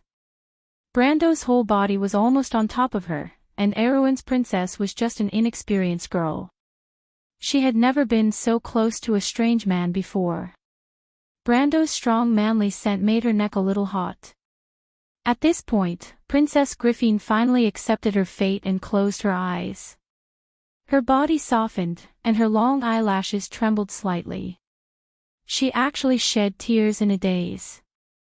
Once this kind of emotion broke out, it could no longer be controlled. Sparkling tears burst out like a dam, rolling down her cheeks. In an instant, she became a beauty who washed her face with tears. Brendel immediately panicked. "My dear princess, don't cry. If you want to commit suicide, why don't you stab yourself? Why are you stabbing me with your sword?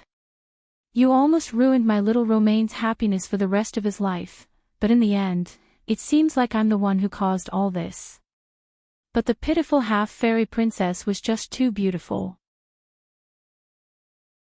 Brando looked at the bright and white jade-like face under the thunder and lightning. Thinking that this was the future Princess Regent, who would hold up the whole of Erewhon, he could not help but feel a rush of excitement. "Don't cry." Princess Griffin did not seem to hear him, and her tears kept flowing. She was not a weak person, but these days in Ampere Seal had taught her what despair was. No one would help her, not even the royal faction, and they could only watch as she fell step by step into the abyss. The only thing that supported her was her belief, but now, even her only hope had been destroyed.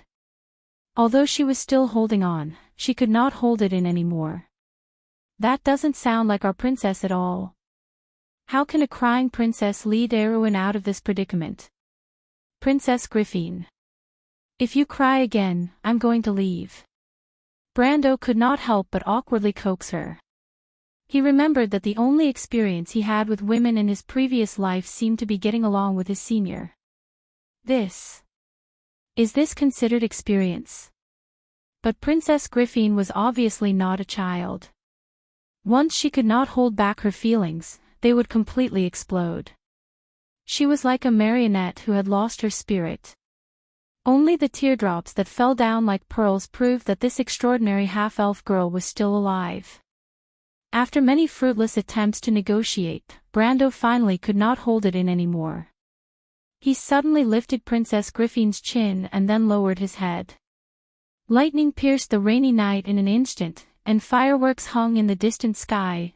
The half-fairy princess opened her eyes. Brando's kiss was unstoppable. He felt as if a door had opened in his heart, and the deep feelings that were contained inside surged out like a rushing river. Those were the most sincere, most honest feelings that would not lie.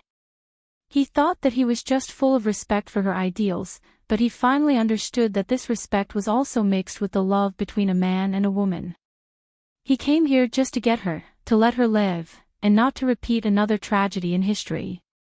The figure that he looked up to again and again was now in his arms. Her soft body was like a feather, weightless. It was both real and illusory. He could not help but let go of Griffin's wrist with one hand and grab the girl's slender waist. He hugged her tightly, as if he was afraid that she would disappear again. He carefully felt the princess' soft lips, and then, he took an inch and wanted a mile.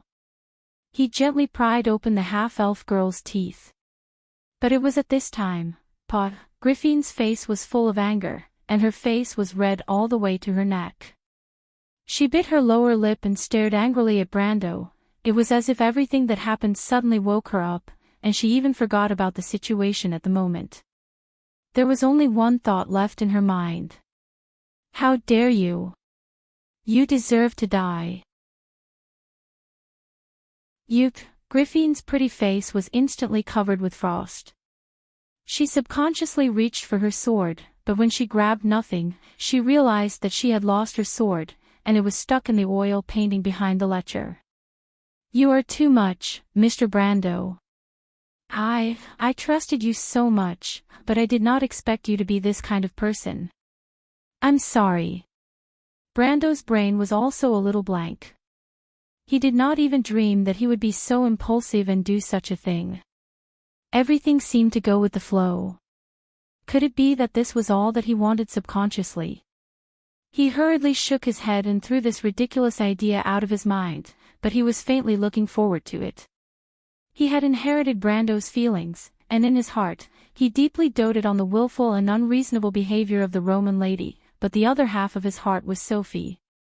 In comparison, in this half of his heart, perhaps the protector princess and his senior held a more important position. Griffin gently exhaled, as if she had calmed down. She closed her eyes, trying to turn herself back into the calm and composed princess. How did you get through the blockade of the holy sanctum? And what are the guards outside doing? They actually let you. Yes. Was it Freya who let you in? She lowered her eyelashes, and her tone was very cold. The original Mr. Brando had become an unfamiliar you. This made Brando feel a little uneasy. I have seen Freya, but it has nothing to do with her. He patted the cloak on his body.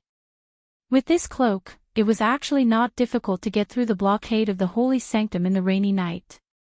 There was a little bit of trouble when he entered the manor, but fortunately, he bumped into Freya and the others who were patrolling. I will not vent my anger on anyone. Freya is the daughter of the Duke of Everton, and she has qualities that we do not have. Moreover, everyone has their own needs, and the so-called princess is probably just a joke now. The half-elf girl smiled, but her smile was a little sad. She leaned back on the chair that was half the height of a person, just like the girl who listened to Aubrey's story under the warm sunshine. But with her wet silver hair, she looked indescribably sad and pitiful. Your Highness, Mr. Brando, Griffin suddenly interrupted him. She raised her head, and there was a touch of enchanting charm in her silver eyes.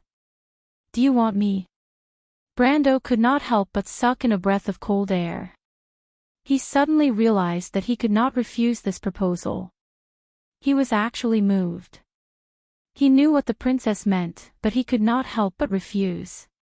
She was the future princess of Erewhon, the dream lover of countless people. As long as he opened his mouth, he could have her. The brightest pearl on Erewhon's crown. Brando shook his head. I cannot refuse, Your Highness. Your beauty has long been engraved in my heart. But not now, and not like this. The princess in my heart is the princess who dared to reprimand Erewhon in the nobles' meeting. Only her strength is worthy of Erewhon's hope. Brendel paused for a moment before he answered, one word at a time. Princess Griffin's expression was a little complicated. What do you want me to do? Her tone returned to the previous coldness in an instant. Brando knew that she was still a little concerned about her recklessness. In fact, he was also very annoyed now. But if he could do it again, he would still choose to do it. Although he felt a little apologetic towards the future Princess Regent of Aween, at that moment, he clearly touched on something that he had deliberately avoided. His heart, his real purpose in coming to this world. That purpose was now gradually becoming clear. Brando was about to speak, but at this time, footsteps suddenly sounded outside the corridor. It was two people. Princess Griffin's face changed.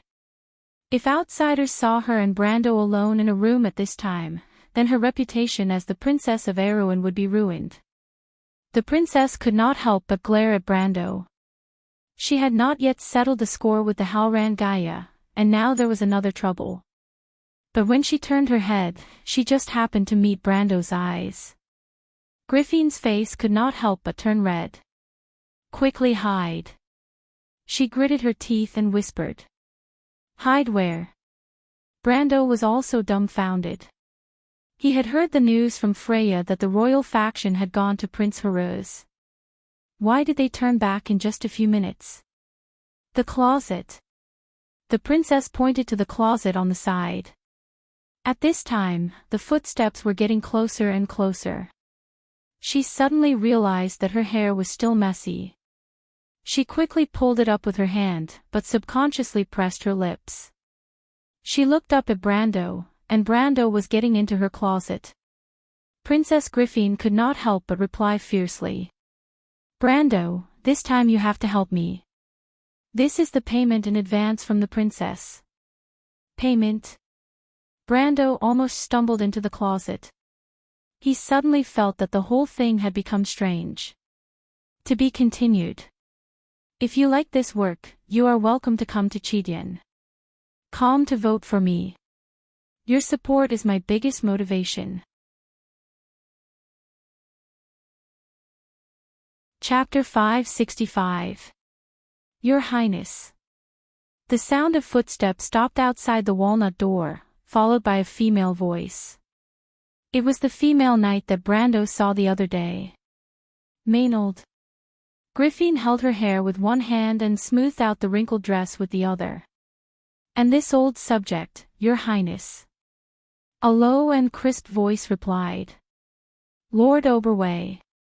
Griffin let out a sigh of relief, and in a few seconds, she returned to normal. Please wait a moment, I'm about to go to bed. Okay, please come in. The door opened, and Maynard and Oberway stood outside with a cold face. The wolf knight seemed to have been caught in the rain or had just returned from outside, and his body was wet. Maynard closed the door, and Oberway immediately said, Your Highness, Makarov and the others have gone to meet His Highness. You don't have to say any more, I know everything, Oberway. Griffin interrupted him and looked up at her two close subjects with bright eyes. She and Maynard had known each other since they were young, and their relationship was more like that of close friends and sisters. Maynard had once vowed to become her knight, and she was now fulfilling her promise. The Princess of Aween couldn't help but smile. She wondered if her sister still remembered the oath she had made back then. She then looked at Oberway. Although Fleetwood was her and the little prince's teacher in name, in reality, her swordsmanship and political knowledge were all taught by this lone wolf. Teacher, Sister Maynard, please get ready, we're leaving Ampere Seal immediately. Oberway was slightly startled and could not help but look up. He had prepared a long speech to cheer up the princess, but he didn't expect that his students' endurance would exceed his expectations. He was very familiar with the princess's character, and immediately guessed that something had happened during this time.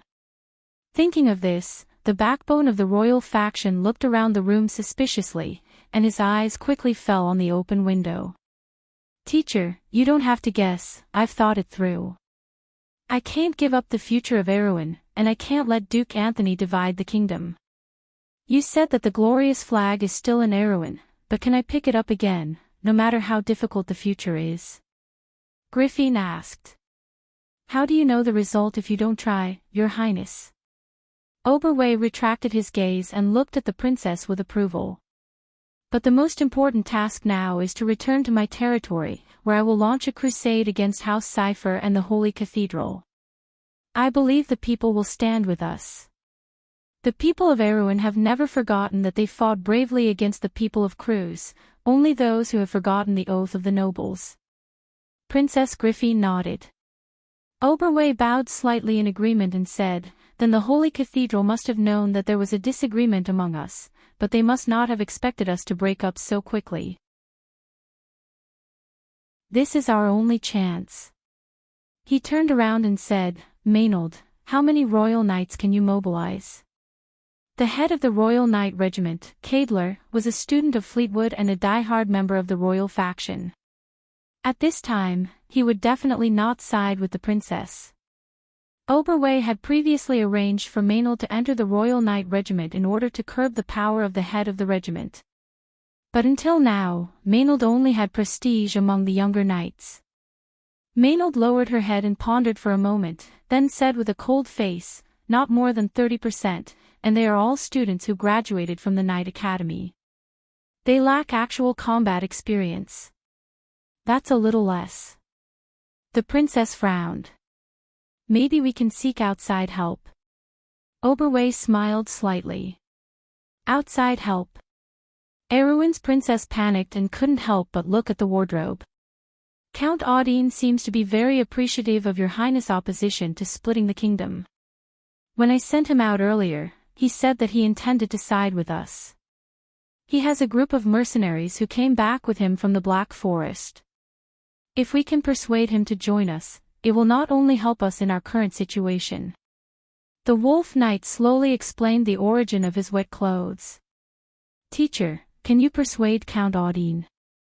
Griffin's eyes flashed with a trace of surprise, not only because of this unexpected foreign aid, but also because her idea had been approved by the traditional nobles.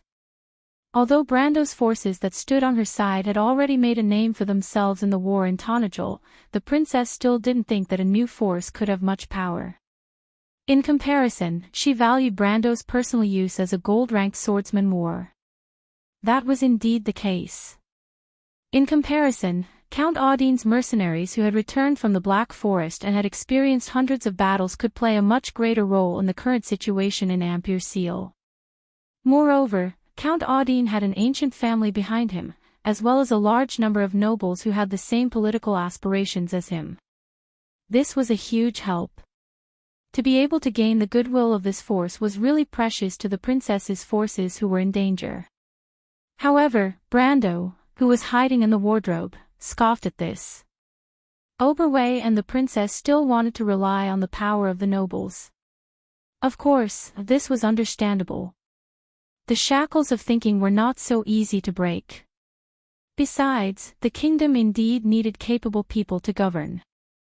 Brando had to admit that there were many knowledgeable and capable people among the nobles in this world.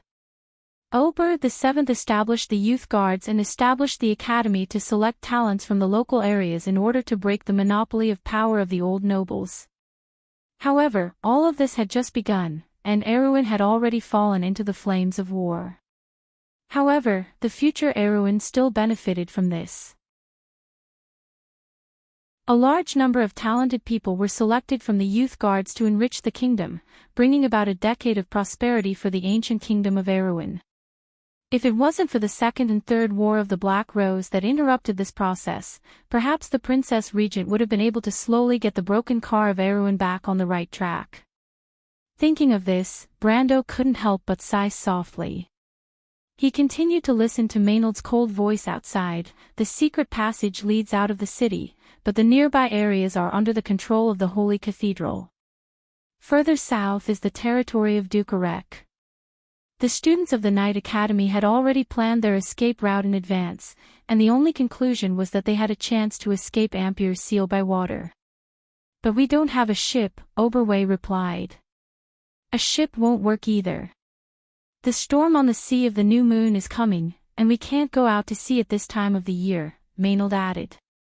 "No, we might have a ship." Griffin suddenly thought of something. She looked hesitant, and Maynard and Oberway looked at the princess strangely. The royal family had arranged spies and hidden escape routes everywhere. If there was a merchant ship here, they wouldn't be surprised. There was a saying in Erewhon that the king had the most secrets. Although it wasn't completely true, it was still accurate. Unexpectedly, after hesitating for a moment, she suddenly said, "Let me introduce you to a guest." A guest? Maynard was slightly taken aback, but Oberway was stunned for a moment before a look of realization appeared on his face. Griffin bit her lips and knocked on the wooden table with her finger. "Come out, Mr. Brando. I hope you will fulfill your promise and help us leave this place wholeheartedly." Brando didn't expect the princess to push him out at this time, but he was only surprised for a moment and quickly returned to normal. The two people outside seemed to be close to the princess. If she was willing to let him appear at this time, it meant that the princess had at least acknowledged him as a member of this circle. He exhaled, opened the door of the wardrobe and walked out. "It's you." Maynard raised her eyebrows slightly. Oberway also raised his eyebrows, but didn't rush to speak. On the other hand, Brando was a little embarrassed. Why not? A man and a woman alone in a room, and she was even a princess of a kingdom, it was inevitable that others would have some guesses. Moreover, he did do something that wasn't so honorable. Although it was just a moment of impulse, Brando couldn't help but blush a little. He couldn't help but laugh and said, "Sir Oberway, we meet again. I heard that you've seen me before, but it's a pity that I didn't have the chance to meet you before." He was naturally talking about the matter of Oberway secretly following them. It wasn't the princess who told him about it, but the little female dragon who reminded him. In addition, the princess unintentionally revealed some details in the letter. Brando only needed to guess who he met. In fact, there were only a few people who could move freely around the princess. Makarov was still the leader of the mercenaries in the mountains in the south, so naturally he couldn't appear in Fortress Reden. Oberway heard this and smiled slightly. "Mr. Brando's swordsmanship is really unexpected. I didn't dare to believe it when I heard that you were nearing the elemental realm.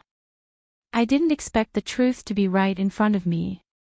Now I believe that there are indeed geniuses in this world." He complimented Brando, but immediately changed the topic and asked, "But why is Mr. Brando here now? I want an answer." "Teacher," Princess Griffin's face was slightly red, of course, not because of shyness, but because she was nervous about being exposed. "Mr. Brando has long been my knight. He is my spy, and this time he came to Ampier's Seal to secretly help us. You already know about this, but I asked him to come here tonight because he has a ship that can be put to good use. If I remember correctly, Mr. Brando came to Ampier's Seal on Tanagel's ship, right?" The half-elf princess glanced at him. "Since when do I have a ship in my hands? So I'm a ship captain now?" Brendel was slightly taken aback.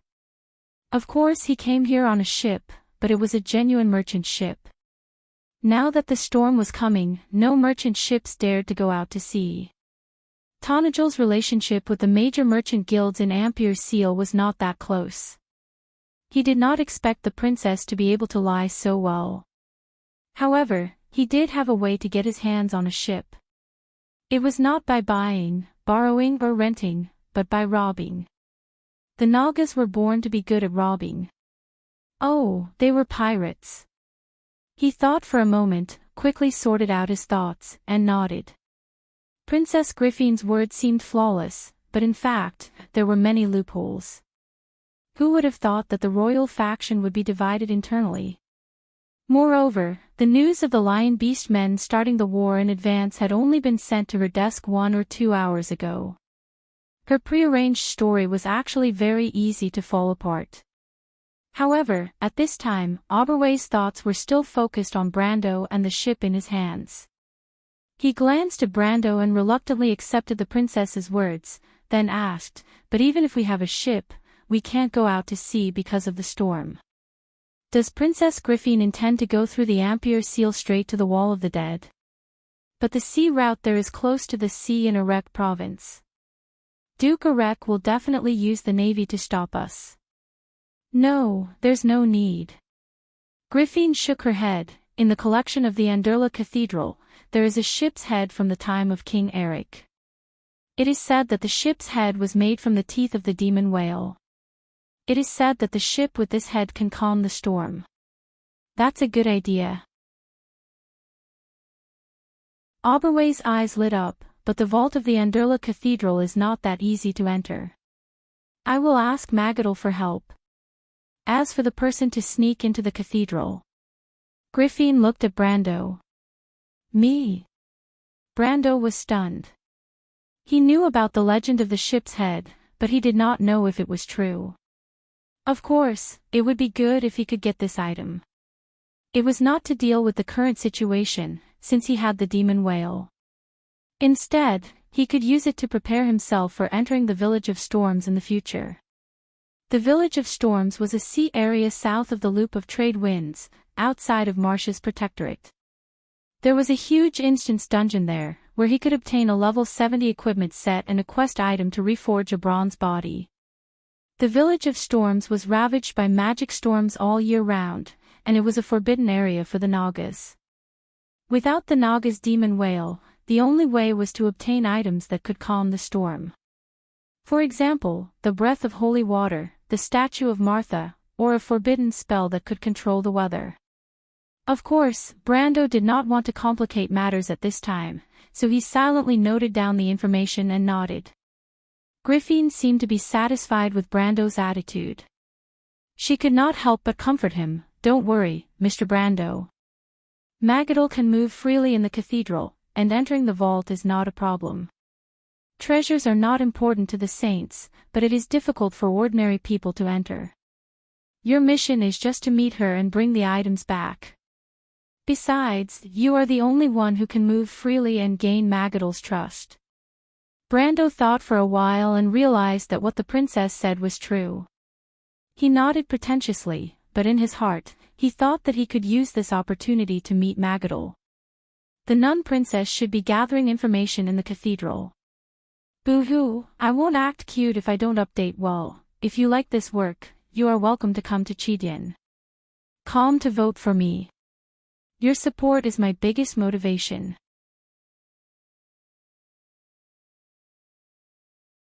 Chapter 566. Griffin seemed to have untied the knot in her heart. Under her arrangement, everything was back to order. Brendel heaved a sigh of relief as he looked at the princess who had regained her strength. Although the princess who showed a rare look of helplessness was also lovely, he liked the princess in front of him more than the princess in front of him. Probably because she was more realistic and closer to the image in his mind. However, Brando did not let his guard down. Although the princess had temporarily pulled herself together, it did not change the fact that they were now in a difficult and dangerous situation. At least before everything was settled, Brando knew that the princess's faction still had an unavoidable problem to deal with. He did not intend to speak, but waited for someone to bring it up. Oberway was meticulous, and the black-haired knight Maynard did not seem to be easy to deal with. There was no need for him to act smart. However, every time Brando looked over, his eyes could not help but be attracted by the black-haired knight. Maynard stood there quietly, her entire body exuding a very familiar aura. Familiar yet unfamiliar. The room fell silent for a moment. Maynard naturally noticed the young man's gaze on her from time to time, but every time she turned her head, she would see him quickly averting his gaze. Humph, the black-haired knight frowned slightly. Not far from her, the half-elf girl seemed to be arranging everything in an orderly manner. She turned her head and looked at Oberway. The wolf knight, who used to be sharp with his words, did not say a word. Maynard knew that he was hinting for her to speak. Your Highness, how should we deal with Prince Haroz? After a moment, she quietly asked. This sentence seemed to have hit the future princess of Erewhon. The girl froze, and Brando saw her slender fingertips tremble slightly. This was a problem that could not be avoided. Back in the Knight Academy, the royal faction had been in charge of the little prince's daily life.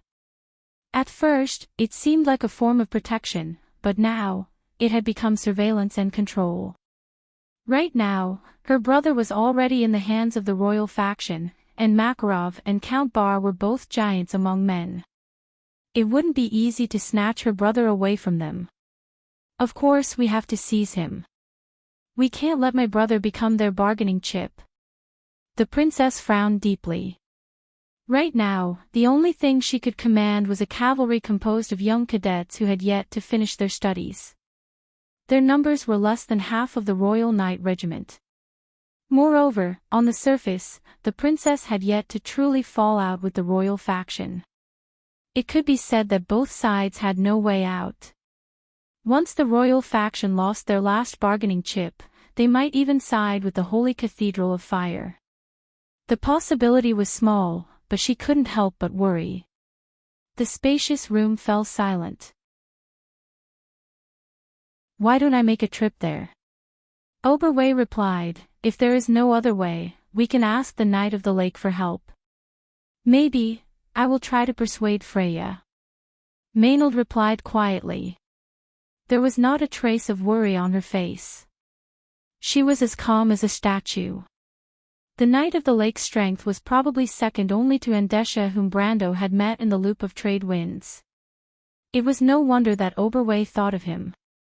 Even though the Lionheart sword was still in Freya's hands, the Knight of the Lake seemed to be protecting the future goddess of war. But it was only protecting her, and Freya might not be able to command this great god. In fact, Oberway might not be unaware of this, but the princess's faction really couldn't come up with any good ideas. Brando shook his head and finally couldn't help but interrupt, "I'm afraid it won't work, Lord Oberway. It won't be difficult to seize him, but we will have to adjust the itinerary." Adjust the itinerary? Everyone present was stunned. "I suggest that we don't leave so early. It's best to wait until the meeting starts." Brando replied, "Actually, it doesn't make a difference whether we leave sooner or later. Even if we leave now, it will be a sea of fire outside. It won't be much easier than killing our way out of the meeting." Furthermore, he wanted to continue, but the princess's eyes lit up and interrupted him.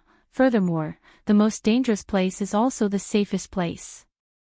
If we want to escape, we definitely won't choose to do it at the meeting. Because of this idea, it might be easier for us to break through at that time.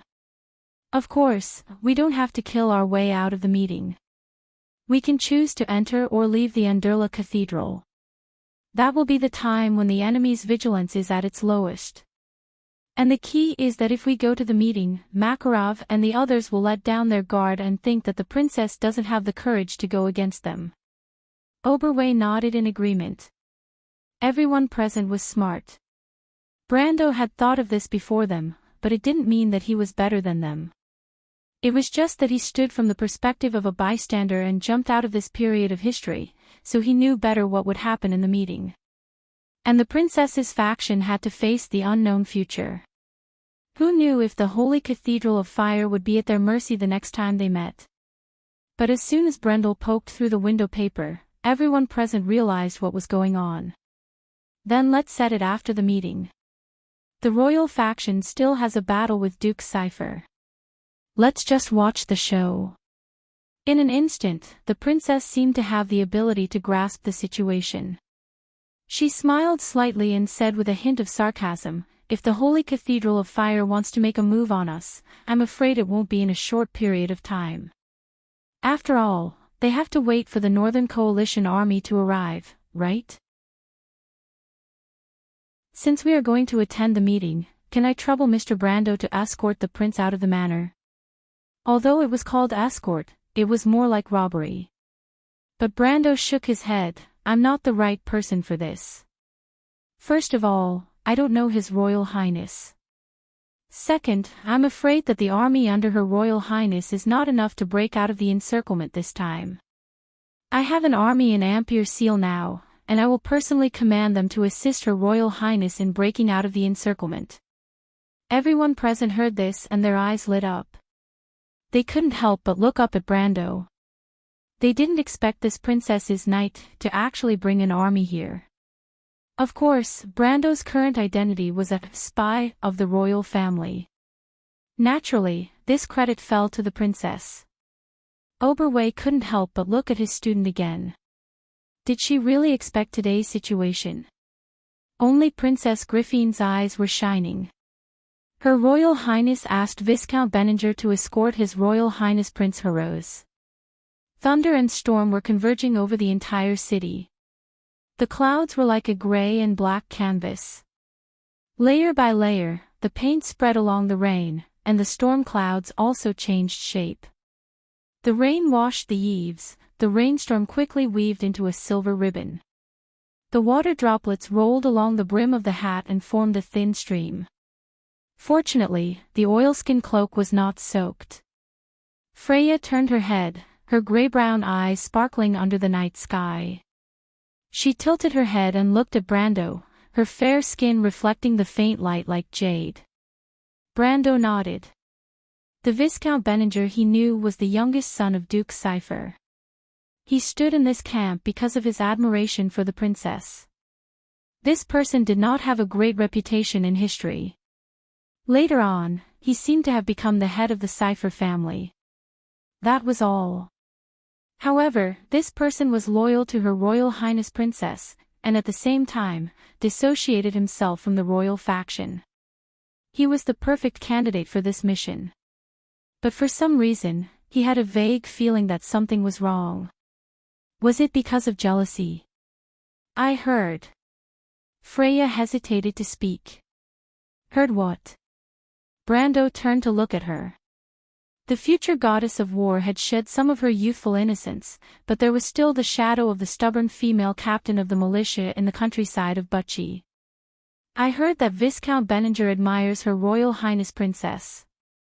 He was originally the youngest son of Duke Cypher. Him coming here means that he has betrayed his family. I think there is a reason why Her Royal Highness Princess trusts him so much. Brendel gave a non-committal grunt. Brando knew that Her Royal Highness Princess was not without tenderness when she was young, but she was more cold-hearted than the average person. Her family, House Covardo, and Benninger's family, House Cypher, could not be together. But Viscount Benninger might have really won Her Royal Highness Princess' heart. The rain poured down, and lightning occasionally lit up the whole world, blending the world into a vast expanse of whiteness. The Anderla Cathedral stood silently in the rain. The whole building was like a silent wall, with statues of gargoyles and wyverns. Each of them were priceless art treasures. The two of them were hiding in a small alley a street away from the cathedral. It was only a short while before the appointed time with Magadol. He said that he was here to steal the statue, but in fact, he was only here to meet Magadol. Now that he had the demon whale in his hands, there was no need for him to complicate matters in this troubled time. Freya was slightly envious. Most girls would not be able to resist such romantic things. It had to be said that Benninger's actions were indeed shocking in this world. As a noble, he had betrayed his family just to pursue his own love. That was a story that only existed in Knight's novels. But Freya, who showed her youthful side, was also quite cute. Brando could not help but look at the future goddess of war carefully. He did not know why, but he felt that he could only show his natural side in front of the Roman and Freya, as if he could relax. When it came to abandoning everything for one's dreams, the goddess of war was actually the same kind of person. And now, for the future of the goddess of war and the future of the kingdom, it seemed that he was doing the same thing. It was just that he was working hard for a different history. When Freya turned around, she was shocked by his expression. Is there something on my face? No, there isn't. Brando quickly shook his head. Why hasn't Princess Magadol come out yet? Freya did not notice the strangeness in his heart and asked. She had always been an impatient person. Brando looked at the time. It was just right. But he raised his head and looked at the back door of the cathedral. There was still no one there. This made him frown. Usually, both parties were very sensitive about time. Unless there was a problem, it was rare for people to be late. Besides, Princess Magadol did not look like a careless person. There was a flash of uneasiness in his heart. Is there a problem, Brando? Freya saw the clue. It's already past the scheduled time. She frowned slightly. Could it be that Princess Magadal is in trouble? It's possible. Brando could only guess. Then what should we do? Brando's brows were almost wrinkled. He did not need the stupid ship's bow. He could come and get it at any time. In fact, he could almost guess the content of the letter that the new Bishop Moros gave to Wood. He came to meet Magadal just to confirm it. The safest way now was undoubtedly to turn around and leave. But Brando was a little uneasy. He felt that if he left without saying anything, it would be a betrayal to Princess Magadal, who might be in trouble in the Andurla Cathedral. It would be like abandoning a comrade. Brando felt that he could not do such a thing. Brando, do you want to go in and look for her? Freya whispered. Magadal is a good friend of the princess. How do you plan to go in? I don't know. But we can try, can't we? There will be a way. She was taking things for granted. As expected, this stupid woman's nature hadn't changed. Brando shook his head. No need. Before Freya could stare at him, he added, I know. Come with me. To be continued. If you like this work, you are welcome to come to Chidien. Come to vote for me. Your support is my biggest motivation.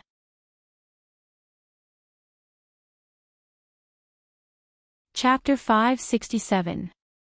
Miss Magadal.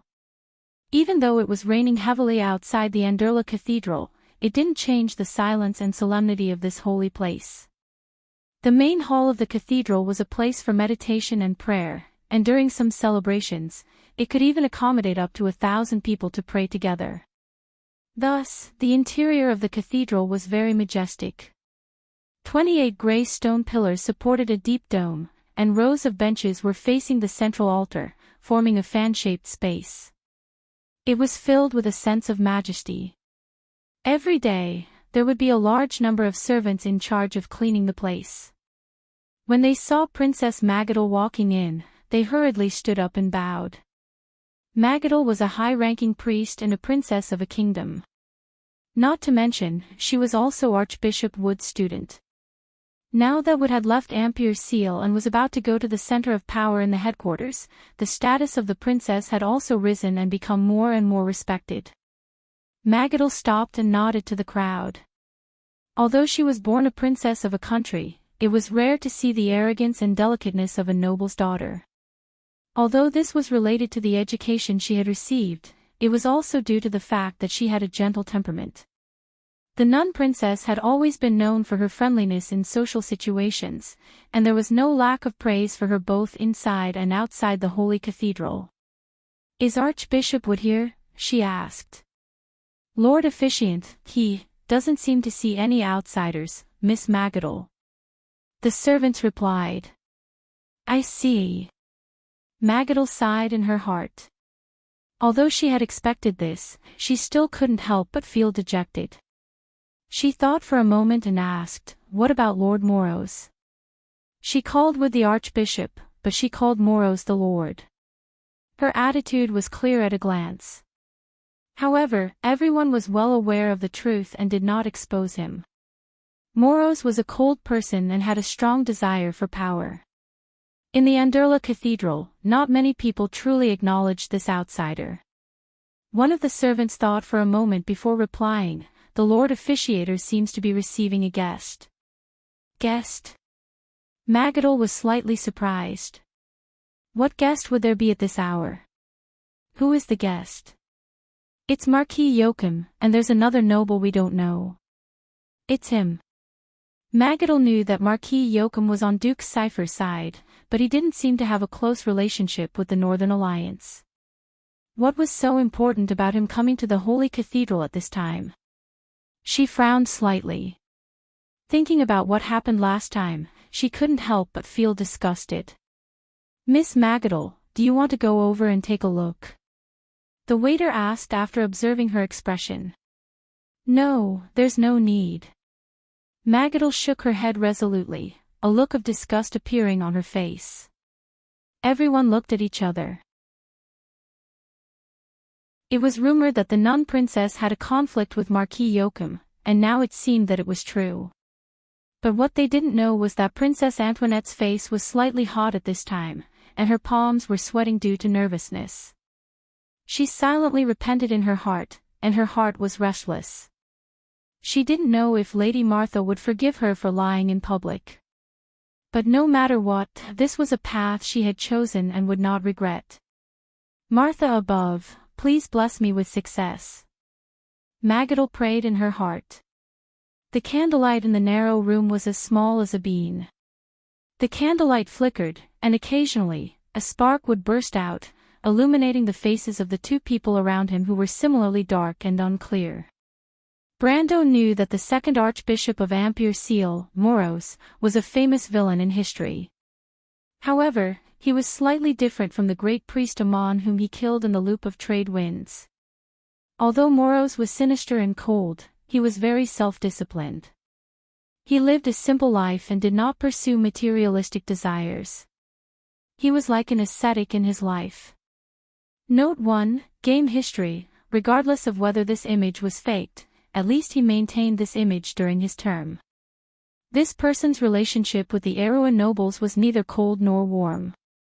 His political views were slightly biased towards the Cruz Empire, but at least he still maintained a relationship with the Aruan royal family on the surface. But that was a story in history.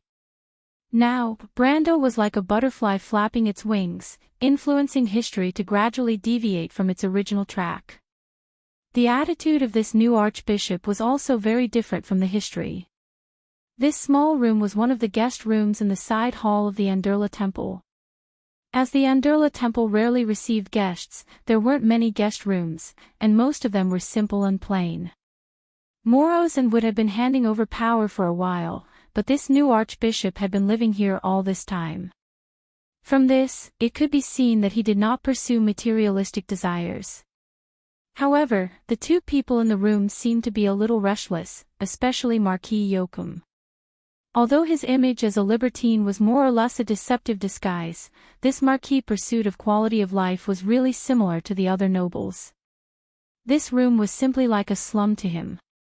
Although the tables and chairs were clean and bright, it gave him the feeling that there was always a layer of dust on them. Marquis Joachim had only sat for a moment, but he already had the illusion that ants were crawling on his heart. Not to mention that there was still a heavy burden in his heart, which made him even more annoyed. However, the master had not arrived yet, so the two did not dare to act rashly. Finally, the sound of footsteps could be heard. Soon, Moros's gloomy face appeared outside the door. His distinctive aquiline nose was like his trademark. At this moment, Moros was wearing a golden red robe that he usually wore to preside over daily affairs. He had a straight face. He always had such an expression. At that time, the Aruan players gave him the nickname of the Iron Man. It was not to say that he was impartial, but he was just mocking this guy's lack of expression. Marquis Joachim did not dare to have such thoughts in his heart. Not to mention the identity of this archbishop, but more importantly, there was a behemoth standing behind him. Although Aruan had defeated the Cruz people a few centuries ago, the Aruan nobles today had become one of the groups of people in the world who feared the Cruz people the most in the world. It was a kind of irony. Both of them stood up and saluted, but Moros just nodded in return, showing his arrogance. Marquis Joachim and the others did not find it strange, as if it was not the case. Cruz had been accumulating power for a long time, and the whole of Aruan felt that they were inferior to him. Marquis Joachim, you must have something urgent to come here so late. Archbishop Moros did not have the intention to exchange pleasantries and went straight to the point. Yes. Marquis Joachim smiled and returned to his usual self. Just as you expected, the letter we sent was effective, and the royal faction seems to have quarreled with each other. He laughed as he spoke, and when he got to the part where he was proud, he could not help but laugh sarcastically. Although Makarov and Fleetwood are very smart, they are driven by their own interests and appear to be short-sighted. They can only see the carrot on the stick and completely ignore the trap in front of them. From this, we can see the importance of a noble goal.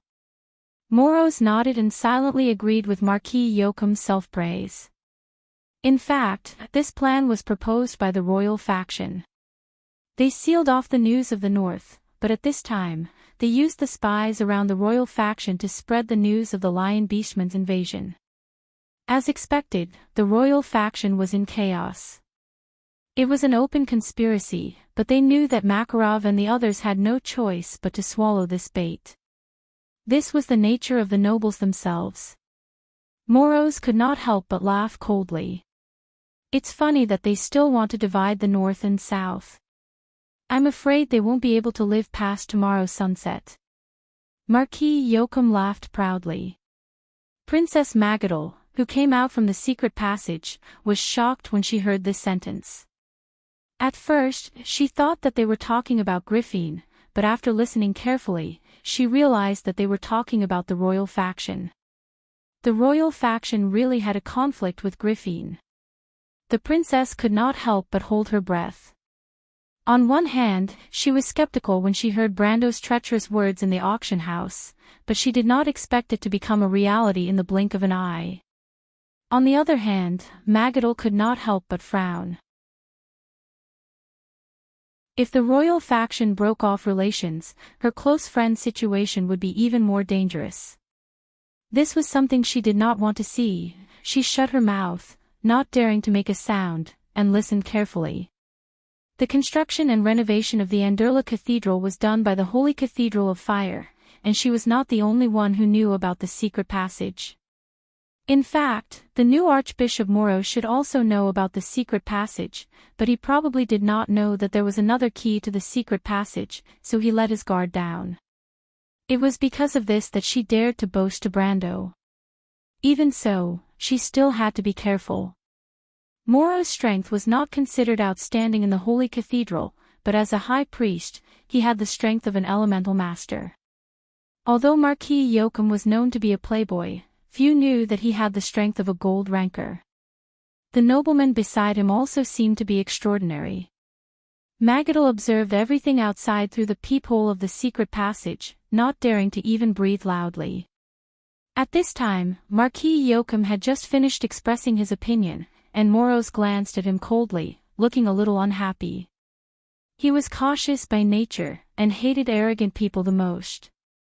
Moreover, the royal faction was not really a fish on the chopping board. Among them, Bugha and Fleetwood were elemental masters, and it would not be easy for them to stay. Among them, Fleetwood was a famous wizard, and it was common knowledge that wizards were much harder to deal with than swordsmen of the same level. He shook his head and replied, "Forget about the royal faction, the princess side is also not easy to deal with. Maynard and Oberway are both gold rankers, and among the royal knight loyal to the little girl, there is no lack of troublesome characters.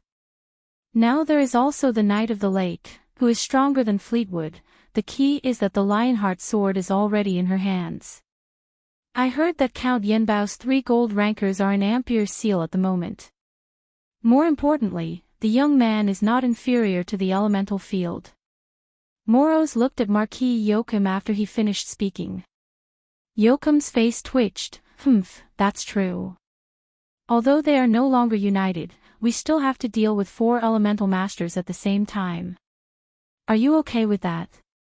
Morose glanced at the 2 people in the room coldly. "No problem." The noble beside Marquis Yoakum finally spoke in a low muffled voice. "Ah!" Magadol could not help but let out a low cry. She finally saw the face of the last noble. It was an insignificant noble with a common face, but Magadol happened to recognize him. He should be one of Count Balta's retainers. The White Lion Legion. Has the White Lion Legion already arrived near Ampere Seal?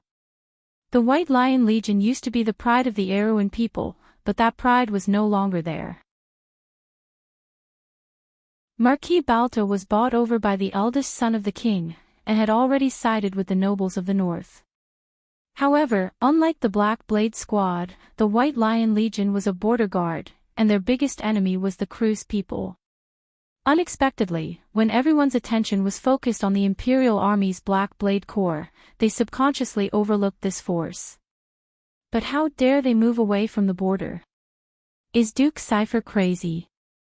Magadal's mind was in a mess, and at the same time, she broke out in a cold sweat.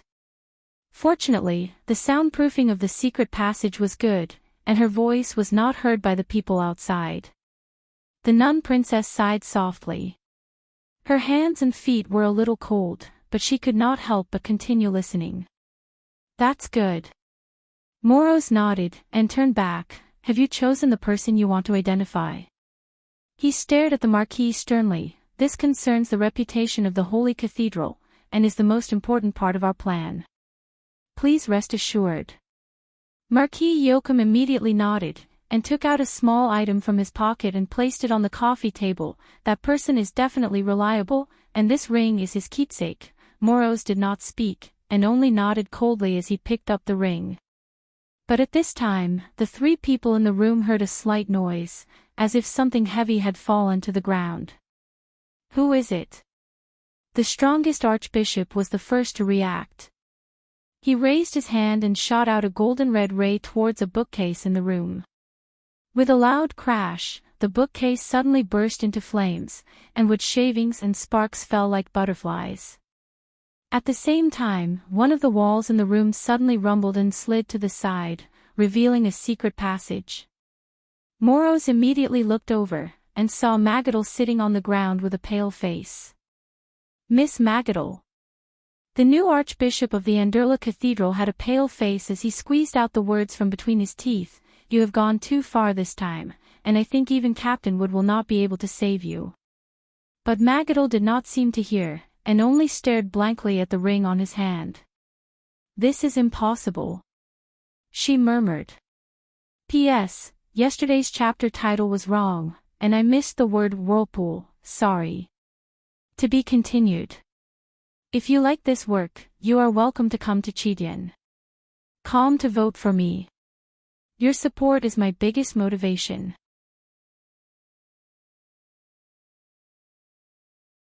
Chapter 568. Looks like we have an unexpected guest. Let me think, this is like the deer in the fables.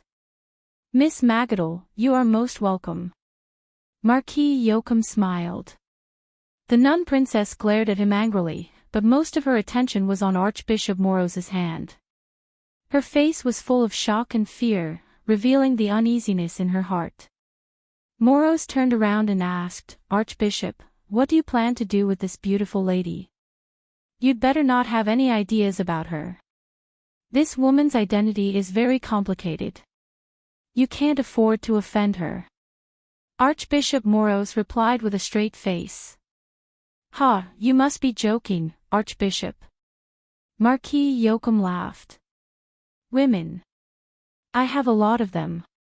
Compared to those charming and gentle women who are as soft as water, I have never been interested in those thorny roses. The head ritual master glanced at him. He looked up and said coldly to Magadal, I will send you to Wood. He will understand the cause and effect of this matter. Before this matter is settled, he will supervise you on my behalf. Your Highness, please behave yourself. He emphasized, this is also for your safety. There will not be a next time, Princess Magadal. I don't need your pity, you despicable people. Magadal's face was pale. She clenched her teeth and refused. You are using the Holy Cathedral to intervene in the political affairs of other countries. The revered Flame King Gretel's crown will fall because of you. After Ampier's seal, all of you will be sinners. Her eyes were about to spit fire. Moros was expressionless. The nun princess's words were like the highest judgment for a devout believer, but to him, it was not painful at all. The holy war is imminent. Erewhon's internal affairs are rotten. If we don't cleanse ourselves, it will only be a matter of time before thousands of people fall into a sea of fire. Desperate times call for desperate measures. Your Highness, your opinion is just a foolish woman's opinion. He refuted Magadal's words one by one. Then he raised the ring on his hand. Besides, isn't this the only thing you care about? You and I faced the trial naked in front of Martha, but I didn't feel any more ashamed than you did. In Moros's hand was an ordinary noble's ring made of silver. Under the candlelight, its surface was shrouded in a layer of faint light. The ring was carved with an olive branch and surrounded by a flame-like ruby in the center. The emblem on the ring was an olive branch, a flame and wind pattern, and a crescent moon. It was the emblem of House Cipher. The nun princess trembled and her face turned even paler. Moros winked at Marquis Joachim. Send her to Wood. If he asks, you can answer truthfully. That's secondary, but I really don't want to meet Archbishop Wood. I can see that he doesn't like me. Marquis Joachim replied self-deprecatingly. Moros did not say a word, but he was mocking him in his heart. Magadal lowered her head, and her heart turned colder. Hearing what they said, Archbishop Wood already knew everything, but he did not say anything. Whether it's Moros or Archbishop Wood, they both represent the Holy Cathedral of Fire and Cruz. But they are definitely not Erwin, my friend, or, she lowered her head in a daze and did not realize that Marquis Joachim had come to her side. The latter smiled and was about to help her up. Magadal felt a wave of disgust. She waved her hand and said angrily, I'll do it myself. But she did not expect a black object to fall from Marquis Joachim's hand to the ground. It was a ring shaped like a snake. It represented the Ouroboros clan of All for One. The room was silent for a moment. The faces of the three people in the room changed at the same time. Magadal raised her head and looked at Moros and Marquis Joachim in disbelief. Her mind was in a mess, and many thoughts came one after another. But in the end, they settled into one word: run. The nun princess's thoughts flashed like lightning, but her mind was clear. She immediately got up and ran. Catch her. The archbishop's cold and emotionless voice came from behind her. It was as if an ice-cold sharp sword had pierced through the princess's back, causing her to shiver. Even her last bit of hope had been completely extinguished. They are really in cahoots. How could this be? Magadal felt her heart clench. She knew that if she was one step slower, she would not be spared. Moreover, this secret was too important. She had to tell the others. Archbishop Wood. Magadal suddenly felt a little scared. She was not sure if the person who was her teacher and friend was also involved in this. Another figure immediately appeared in her mind, a lord who was exceedingly young. But would it be in time? The nun princess's heart pounded, and she could not help but look back. But when she looked back, time seemed to have stopped in front of her eyes. She first saw Marquis Joachim looking at her with a slightly regretful expression, and then she saw the cold gleaming sword in his hand. No, Magadal felt her tears flowing uncontrollably. For the first time, she realized that she did not want to die so badly. She still wanted to live, even if it was to return to her hometown and live a peaceful life. The sword pierced through her heart from behind. The princess felt as if she was struck by lightning, and then the pain spread. I'm sorry, Griffin. Darkness gradually spread in front of her eyes. Inside the inner courtyard of the Anderla Cathedral, the rain fell like silver ribbons from the patio, washing away the trees in the courtyard. But in the midst of the bushes, the sound of two people talking could be heard. Hey, Jill. I say, isn't it a little too risky for us to do this? This is the temple. Think about it, those big shots only need to move their fingers to crush us like we're bugs. In an unknown place under the bushes, the ground suddenly shook, and then the whole thing sank. It looked as if a hole had been opened in the mud, and the water and soil on the ground were pouring in. Get out of the way. Keep your voice down, Ugh. I told you not to go out when it's raining, especially tonight. My new clothes are all wet. Look, it's all mud. It's all over. Boo, you stole that dress, a voice reminded him kindly. That's not the point. Besides, what's the difference between buying and stealing? In the end, people still have to pay for the stolen goods. Alright, let's change the topic. I'm saying that the tunnel you found is completely unreliable. At least, the person who designed it did not consider the possibility of water entering the tunnel. In my opinion, either his brain is as damaged as my clothes, or this is simply the work of a stupid thief. The voice paused for a moment. Just like us.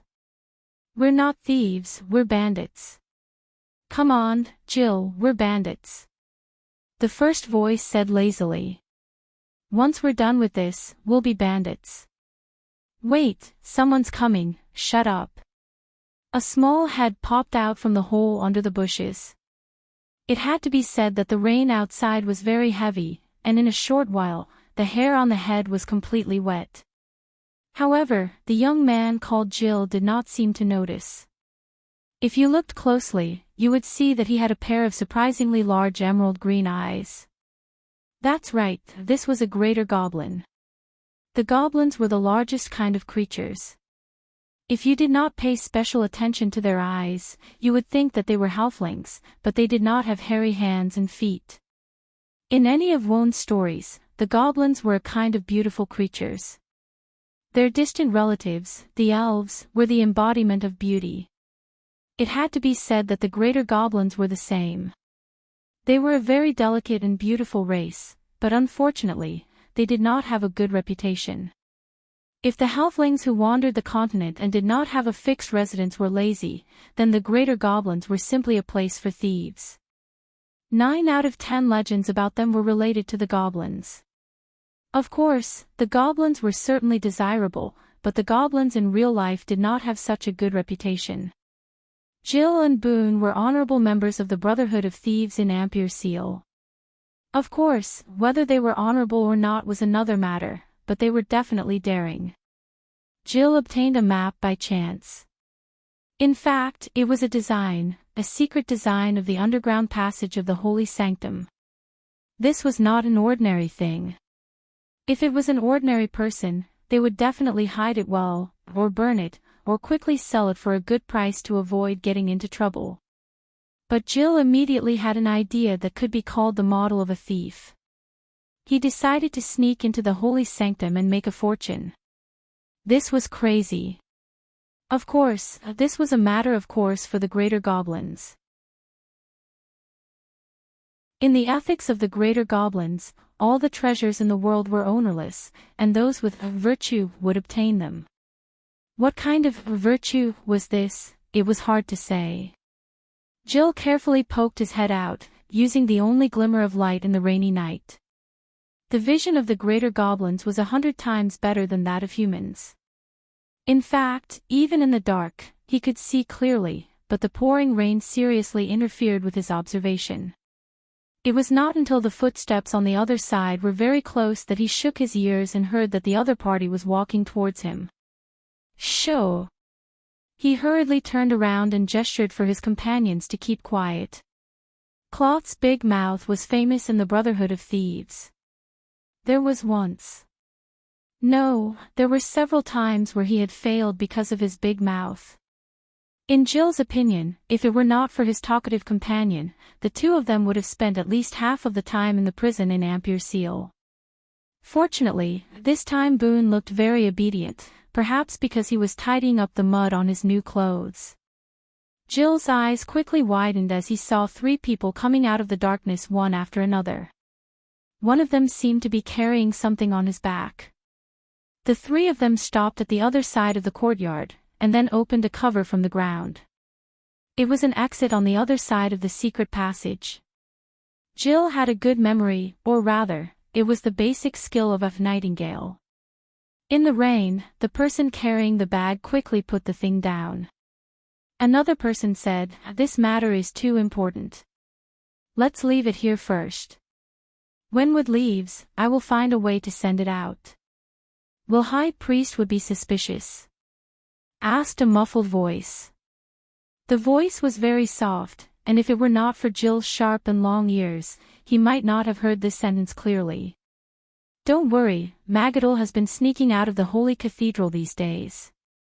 When the chaos tomorrow comes, others will naturally think that she went missing in the chaos. The three of them exchanged a few words in the rain, but Jill's heart was already burning. Martha above, the treasure they buried is actually related to the Archbishop. As a qualified citizen of Ampere Seal, especially for those who knew the upper nobles like the back of their hands, they certainly knew what the name would represented. He did not even hear the last few words at all. When the three of them left, he climbed down and tugged at his companion, excitedly shouting, "Did you hear that, Boone? This time we are rich." "Yes," Boone replied unhappily, "I hope the trouble is not as big." Risk and benefit go hand in hand, my partner. To be continued. If you like this work, you are welcome to come to Chidien. Calm to vote for me. Your support is my biggest motivation.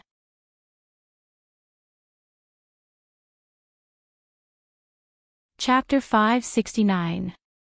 After passing through a series of intersecting tunnels filled with grain and water, Jill soon found the place where the three mysterious men had buried their treasure. In the narrow tunnel, a large bag lay quietly on the ground. Jill and Boo's eyes lit up. "Jill, shall we open it?" "Of course." The two of them untied the ropes in a flurry, but the first thing that was revealed from the cloth bag was not the dazzling treasure, but a young girl with a face as white as a sheet of paper and eyes tightly shut. The two of them screamed in unison and retreated as if they had seen a ghost. "Oh! Jill, this is not a treasure." "Of course I know." "Oh my God, this must be a murder." "Martha above, this happened right under her nose." "God is my witness, I didn't do anything."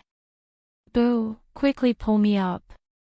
I'm so scared that my legs are weak." "Jill, I'm the same. Not only are my legs weak, even my back is weak." Boo said with a long face. This was the first time he had seen a dead person. "Don't talk nonsense, Boo. How can your back be weak?" "It's true, Jill. It's so soft.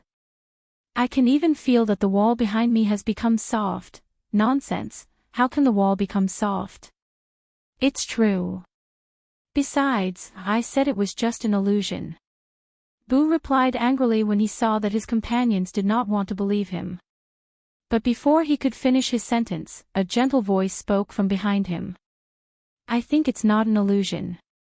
It's because you're leaning on my leg." "Ah!" Boo screamed in fright. He turned around and saw a young man wearing a black noble's attire and a long sword at his waist. He looked gentle and kind standing behind him. "Ah!" Both Boo and Jill jumped up at the same time.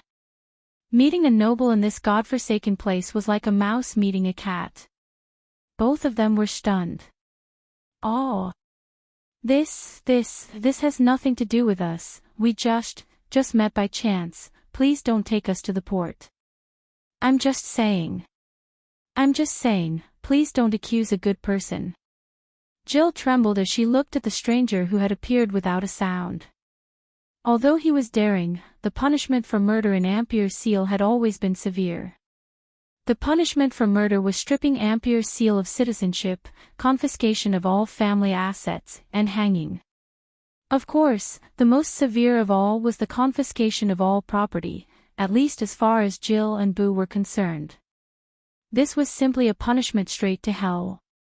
The young man who appeared out of nowhere was naturally Brando. Since half of his soul came from the future, he naturally knew about the underground tunnel under the Holy Sanctum. The tunnel was designed and built together with the Anderla Sanctum by Rogan. The tunnel was originally designed as a fortification under the Sanctum, but the Sanctum later used it to do many shady things. The entrance and key to the underground tunnel should be in the hands of the Archbishop. Naturally, ordinary people would not be able to enter. Unfortunately, there was a quest in the Amber Sword that was related to this tunnel, so there was an extra entrance to this tunnel.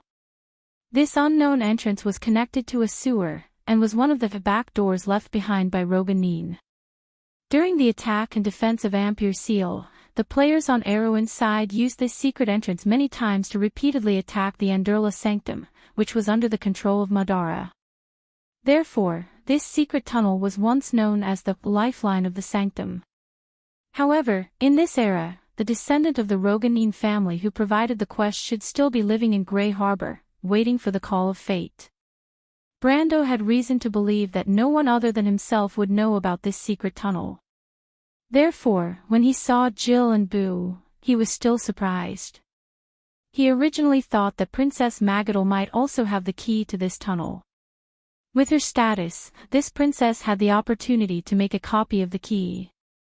Although this was not in line with her identity, Brando could more or less guess this point from the confident attitude of this princess in front of him. However, he did not expect to meet a pair of greater fairies. He was very familiar with the greater fairies. It could be said that they were the hotbed of rogues. Many of the famous nightingales among the players were also from this race. When they appeared here, Brando immediately knew what they were here for. He was truly audacious. At this time, Freya walked out from behind Brando. The first thing she saw was, of course, the two noisy little guys. She could not help but be stunned. "Brando, why are there two goblins?" "No, we are not goblins. We are fairies." Jill was furious. He could endure being hanged, but he absolutely could not tolerate being slandered as a goblin. Although in Wonde, goblins and fairies were indeed big families of goblins, but fairies absolutely disdained to be associated with dirty goblins. In their view, goblins were all cavemen, or rather, cavemen were the ancestors of goblins. Fairies. Aren't fairies small? The future Valkyrie even gestured with her hand. She meant to say, aren't fairies only 1 or 2 inches tall? They even have beautiful wings. Those are forest fairies, we are greater fairies. Jill replied indignantly, but his tone could not help but be a little depressed. Just like how fairies looked at goblins, greater fairies were indeed a few levels lower in terms of bloodline compared to the forest fairies. "I see," Freya nodded, but suddenly saw the bag on the back of the two greater fairies. Her face paled. Princess Magadal.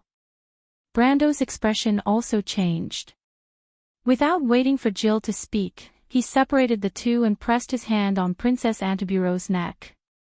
Her body was cold, but still soft, but he could no longer feel her pulse. Brando had learned first aid from Freya, so of course he knew what this meant. But he did not give up, and called up a virtual screen to take a look. Suddenly, his heart turned cold. A line of cold words appeared on the screen. Name, Magadal Armand Loder de Antiburo race. Gender, female status, dead. The sword wound was in the heart, almost piercing through the chest. If a human received such an injury, even if they had 1 foot in the elemental realm, they would definitely die, not to mention Princess Magadal, who was just an ordinary person. Brando's hand trembled slightly, and his face darkened. He had not interacted much with Princess Magadal, whether it was in this world or in the game. But this nun princess had left a very good impression on him. She was gentle, courteous, and did not have the usual bad habits of a noble lady. She was not old-fashioned and cold, and even a little hospitable. The most commendable thing was that she did not pick up any bad habits in the circle of scheming nobles.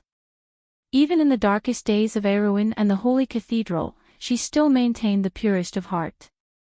People who were firm in their beliefs for the sake of friendship were few and far between, even in the more advanced modern society.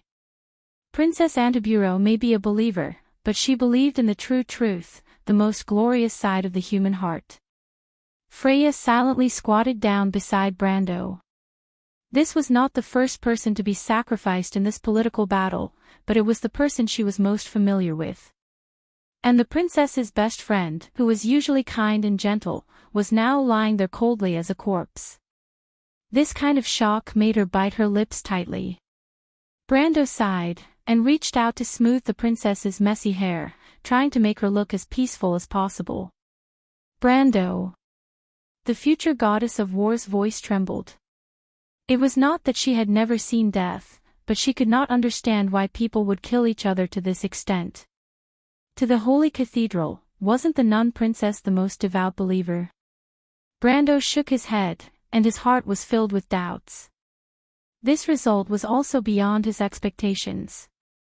In his mind, even if Magadal was exposed, she would at most be put under house arrest. How could the other party do such a thing? How could they dare to do such a thing?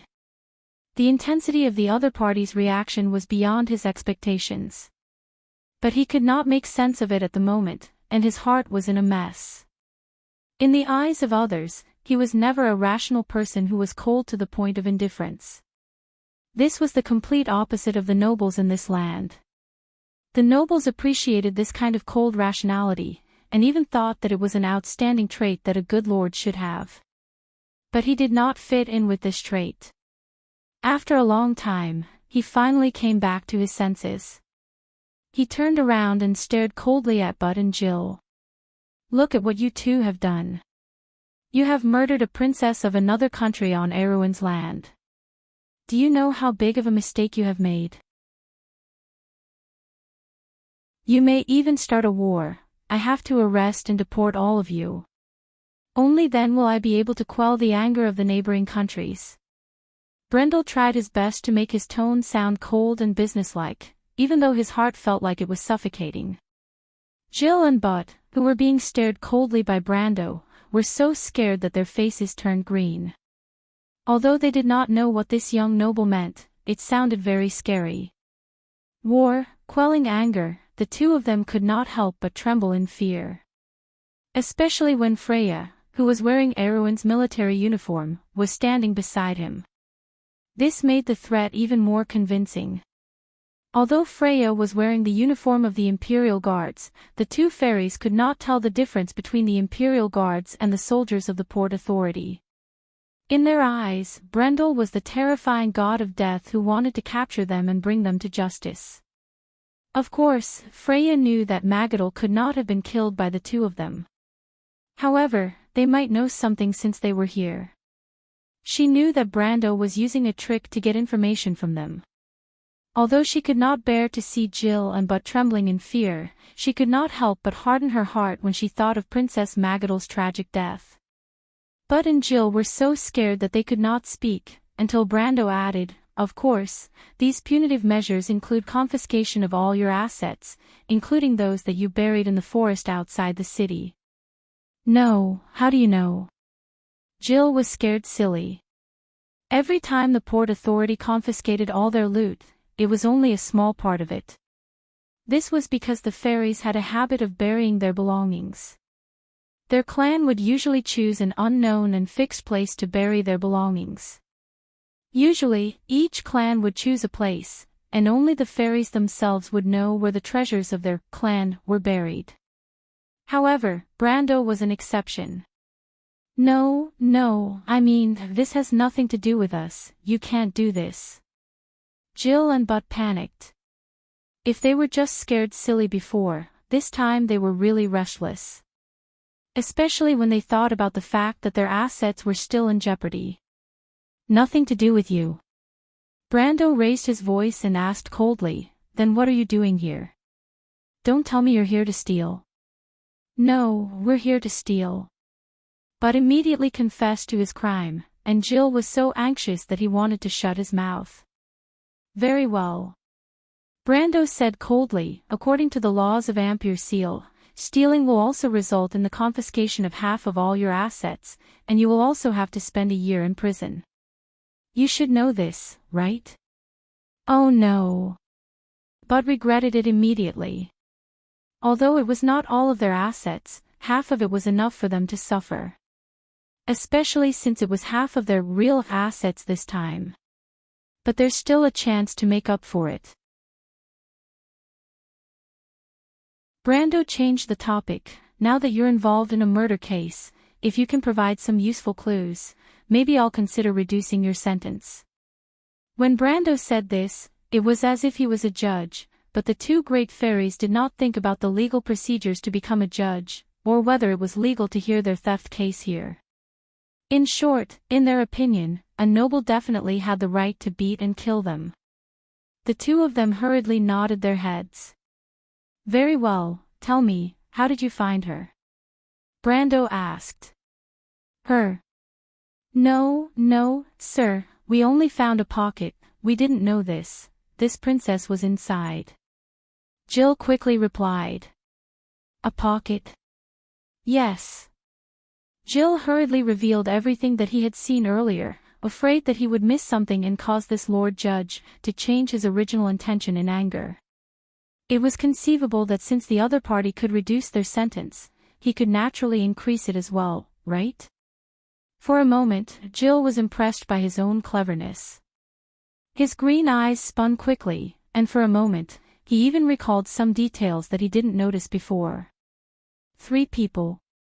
Can you imitate their tone? Brando. Freya was slightly startled. She looked at Brando strangely, and felt that this request was a little excessive. To be honest, the tone and way of speaking between nobles were actually similar, and it was impossible to distinguish who was talking to each other from the other party, especially when one did not know who the other party was. But Brando shook his head slightly, indicating that there was no need for her to worry. He frowned slightly, and his thoughts were clearer than ever. Magadal's encounter had really angered him, and this time, the people behind the scenes were destined to face his wrath. Ventriloquism was one of the basic skills of a burglar, and Jill was naturally proficient in it. He first imitated the tone of the first person, and Brando immediately understood. Moros. He muttered in his heart. Next. Yoakum. Next. I don't seem to know this guy, but he sounds like a soldier. The Coast Guard should not be on the same side as the Holy Cathedral, and Moros and Yoakum would not believe them, so he should be from one of the major legions. Count Videkin's confidant. Brando frowned. The question that Freya was worried about was actually not a problem for him. Ordinary people might not be able to tell, but that did not mean that he could not. Those who dared to attack Magadal were definitely not nobodies, but people with a strong background. There were only a few of these people in the whole of Erewhon, and they were all people that Brando was very familiar with. Their tone, to him, was very clear. Furthermore, the murder of Princess Magadal was something that even the Holy Cathedral would not be able to cover up. Therefore, the fewer people who knew, the better. The person who did it would definitely clean up the mess himself, and would not let others do it. And when he heard Jill's description, it confirmed his guess. It was indeed so. Brando's face revealed a cold smile, and his eyes were also filled with disdain. Freya looked at him, and could not help but be slightly stunned. Brando, you know. She was a little surprised. Although Brando's ability had made her believe that there was nothing that he could not do, but this was a little too unbelievable. Was there really someone in this world who was born omniscient and omnipotent? This thought only existed in the future goddess of war's mind for a moment, but then she saw Princess Magadal's pale face, and her heart was filled with sorrow. She vaguely understood the reason for Brando's anger. Brando! She faintly called out sadly. But Brando patted her hand, and whispered, Don't worry, Princess Magadal's matter can still be salvaged. But no matter what, this time I will definitely teach those people who are scheming in the dark an unforgettable lesson. The last few words were squeezed out through gritted teeth. Ah! Freya was stunned, and could not help but look at her companion in disbelief. The princess, she, Brando nodded seriously. This was not to comfort her, but because he suddenly remembered something. P.S. I went back to my hometown yesterday, and today I will make up a 5,000-word chapter. I will try my best to stabilize it. Although I have been off for a long time, I still hope that everyone will continue to support me.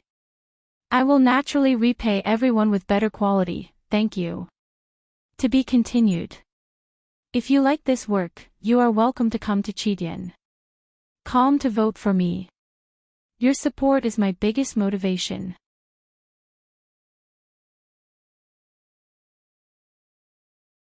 Chapter 570. Outside the window, silver lightning occasionally flashed across the dark sea, like a dazzling flame that lit up the sky. Brando sat silently by the bed. Not far away, Princess Magadal was lying on the bed. She was so quiet that she looked like a sleeping beauty in a fairy tale. After a while, Orthlis's voice sounded in his mind, "Brando, you guessed right. This little girl is not human. She's not even a living being." Brando's tone was calm. "So you've already guessed it." Her hoarse voice was slightly surprised. In the scripture of creation, the epic of the Cruz people, the Pale poem, it says, "Mortal life was born from the water and multiplied on the earth. They were blessed by the wind and given wisdom by the fire." It also says that at the beginning of creation, a noble kindness walked on the surface of the water and gave spirits to the small creatures that floated on the surface of the water. Thus, life was formed. However, with light and darkness complementing each other, there was both positive and negative. Thus, the one above the gods decided that the end of life was the kingdom of the dead, where the dead would gather and be governed by a god, one. But beyond the boundary of life and death, there was a third camp, which was stone, metal, and other things without souls. Note, the god of the dead, darkness under the light, the monarch of the realm of eternal death, Ko-si. I didn't know you were so knowledgeable about the Pale poem. I roughly understand that in this era, there are very few people who can read the ancient scriptures. And in the era of the War of the Holy Saints, these scriptures and prophecies are tantamount to lighthouses in the darkness. Although he could not see, Brando could still feel Orthlis turning her head to look out the window. He could not help but look in the same direction. Above the stormy sea, a lighthouse stood tall. In the darkness, a beam of light pierced into the deep sea. It was like a sharp sword, and also seemed to be the only truth in this world that was subverted. The magic storm at the edge of the world of order was gathering, more or less affecting the civilized world. This year's storm in the outer seas of Ampere Seal was more ferocious than usual, but there were very few people who noticed this abnormality.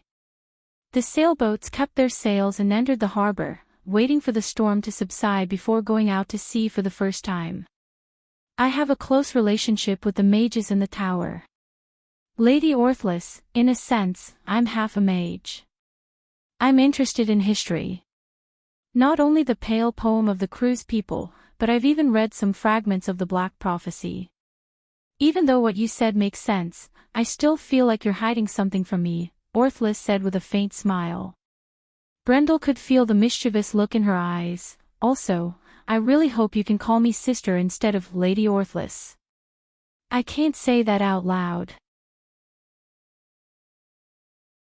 Brendel replied embarrassedly. Orthlis chuckled. Since you are my student, it shouldn't be a problem for you to call me teacher, right? Brando called out respectfully. Orthlis was not related to him, but she had given him a lot of help. She had even saved him more than once. This kind of care was like the care of a senior to a junior. Although Brando did not say it out loud, he was very grateful in his heart.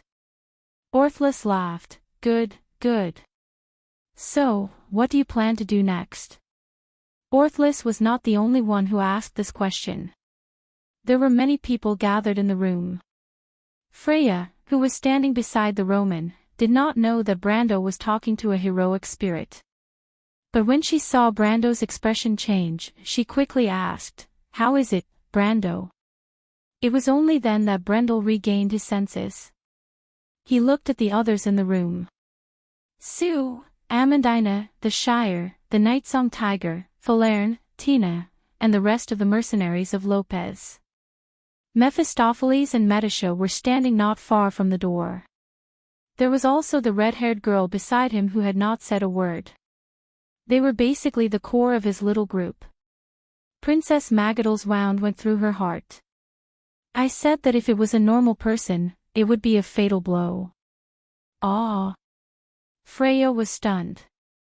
She could not help but tremble as she pointed at Brando. Coo. Brando, you said. Brando could not help but laugh. I said that if it was a normal person, it would be a fatal blow. Oh, Brando, are you saying that this little girl is not a normal person? Out of everyone, the Roman reacted the fastest and immediately shouted. The others also reacted immediately and could not help but look at him suspiciously. Don't forget that you are also a little girl.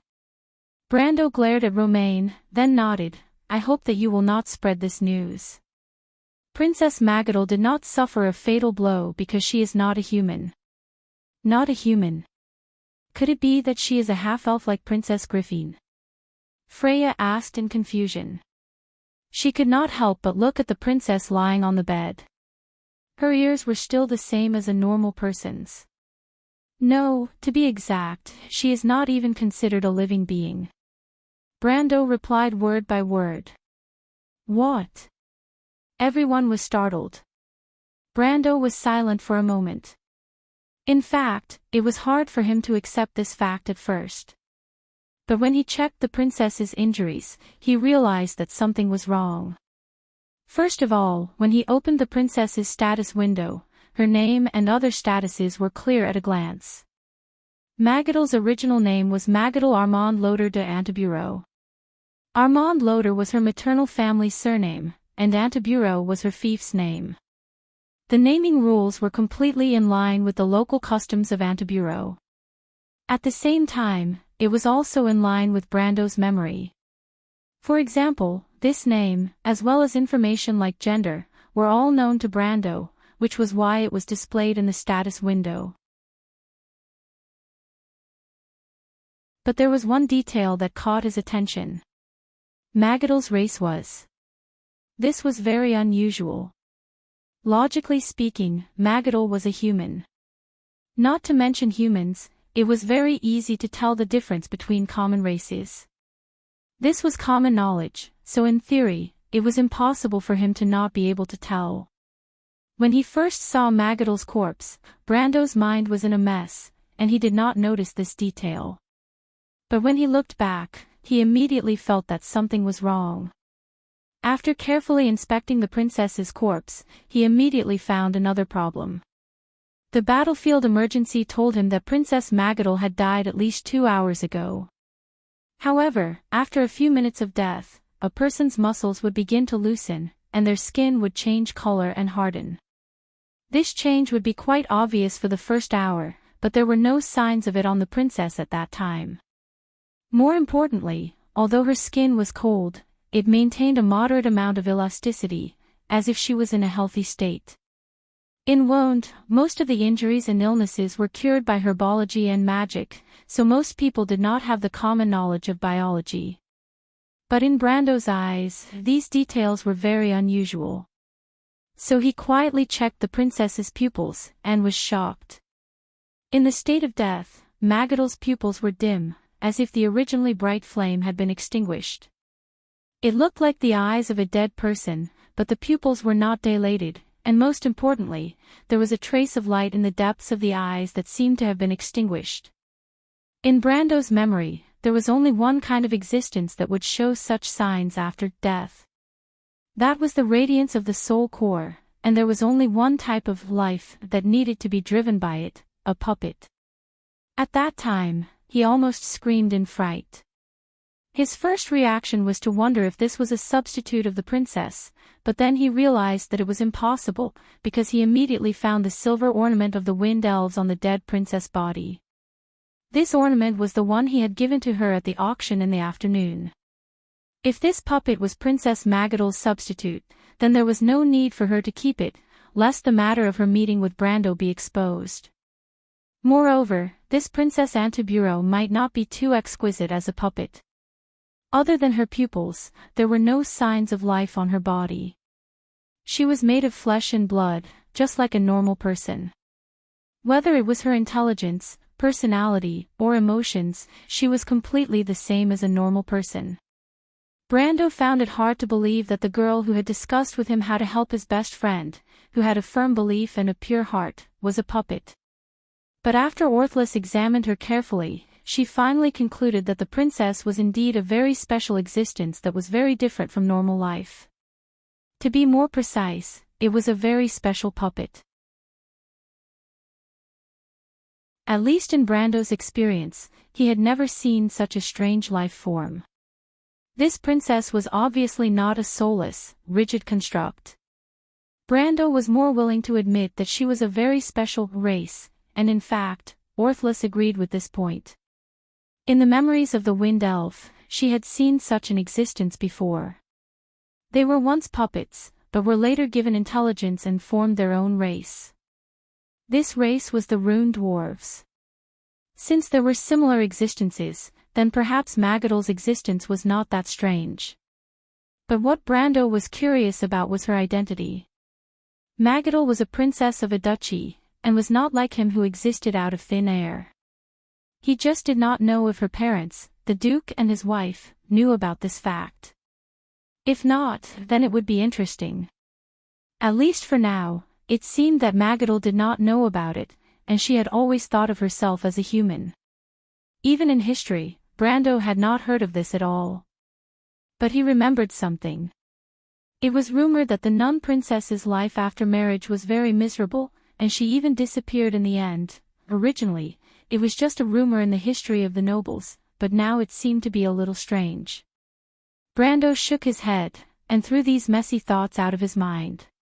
He carefully explained his thoughts to the people around him. Of course, except for the last part, everyone could not help but widen their eyes. Wait, Brando, are you saying that Princess Magadol is a puppet? Not only Freya, but even Amandina was a little stunned. But... No, in fact, Her Highness is not a puppet, it's just a metaphor. Brando shook his head and explained, simply put, Princess Magadol's vital signs are different from what we know. She does not have blood circulation, and is not a carbon-based life form, but a construct life form. But like us, she has her own soul. What is blood circulation and carbon-based life form? Is that a mage's vocabulary? Amandina asked, puzzled. Ahem, Brando immediately realized that he had misspoken, but with the difference in knowledge between him and these people, it was really difficult to explain. He could only cover it up and said, that's a professional term, just listen to it.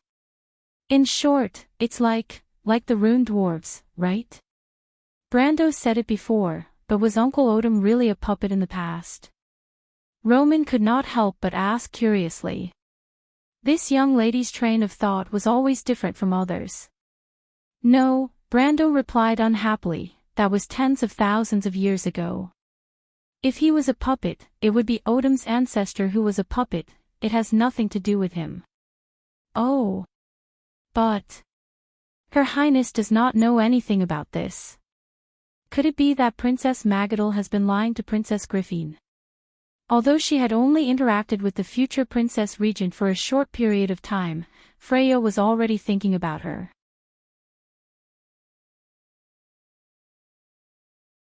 Brando's heart skipped a beat, and he immediately gave her a look and shook his head. No, I suspect that Princess Magadol herself does not know anything. She does not know anything. Freya was slightly stunned, and wanted to ask more, but seeing Brando's look, she immediately shut her mouth. She immediately reacted. If Princess Magadol herself did not know anything, then there was a big problem. She thought for a moment and changed her words, then how can we save her? To be exact, Princess Magadol is not dead at all. As for how to wake her up, I need to look up some information. But right now, we have more important things to do. Brando looked out of the window. There was almost no light between the sea and the sky, but the hourglass had reached the end of its journey, and the most important day in the history of Ampere Seal was about to arrive. But when it came to it, he was a little hesitant. What made Marquis Joachim and the others kill a princess and a high-ranking priest of the Holy Cathedral? This was too important. What did Princess Magadal see in the end? The originally clear history seemed to be darkening, as if a huge vortex was forming in front of him. To be continued. If you like this work, you are welcome to come to Chidien. Calm to vote for me. Your support is my biggest motivation.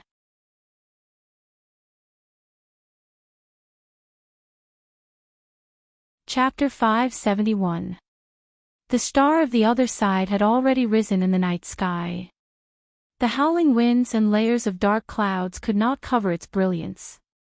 That was Martha's main star, the symbol of order and wisdom. It was already early in the morning, and there was a glimmer of light under the dark sea. Brando silently raised his head and looked at the horizon, silently calculating the time. There were 3 hours before the next sunrise. 3:00 in the morning. Under the coastal waters of Ampere Seal, a few imperceptible figures appeared. Their vertical fins were like blades that split the surface of the water, drawing white traces on the surface of the sea. Sani quietly came to Brando's side. This male Naga watched the Naga army pass through the bay in the storm. He could not help but raise his green-gray fins and stand proudly against the wind and rain. This is a warrior of my race. He turned his head and looked at Brando with his prismatic eyes. Brando was silent, but there was only a fire burning in his heart. Finally, this day had arrived. After half a year of painstaking planning, after going through untold hardships, history had finally returned to its original point at this moment.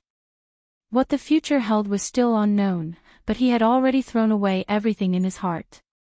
If he won, then this future that was on the verge of destruction would finally be dragged away from its original track of history. Her Royal Highness, the Valkyrie, and even the little Roman, anyone and their beliefs that were attached to this ship could continue to exist. If he lost, Brando pursed his lips and looked forward, his eyes were filled with darkness. In the darkness, the lightning that tore the sky and the sea apart was like the blazing flames that burned above Erewhon in the past.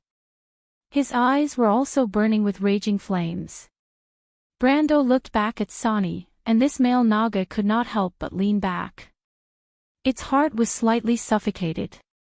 This kind of determination and will, it had only seen in the eyes of Her Royal Highness, and a person with such determination would eventually set off a storm on the sea. The half-elf girl also retracted her gaze from the dark sky. The layers of dark clouds did not seem to be able to block her gaze. Behind her, the stars on the other side were slowly rising. Martha was announcing the arrival of dawn to the world. The sky was about to brighten. She turned around and saw Makarov, Fleetwood, Count Bar, Oberway, and the other ministers. It was as if the royal faction had never been divided. Nothing had changed. She felt a little absent-minded, as if history had not changed and the wheels were rolling forward.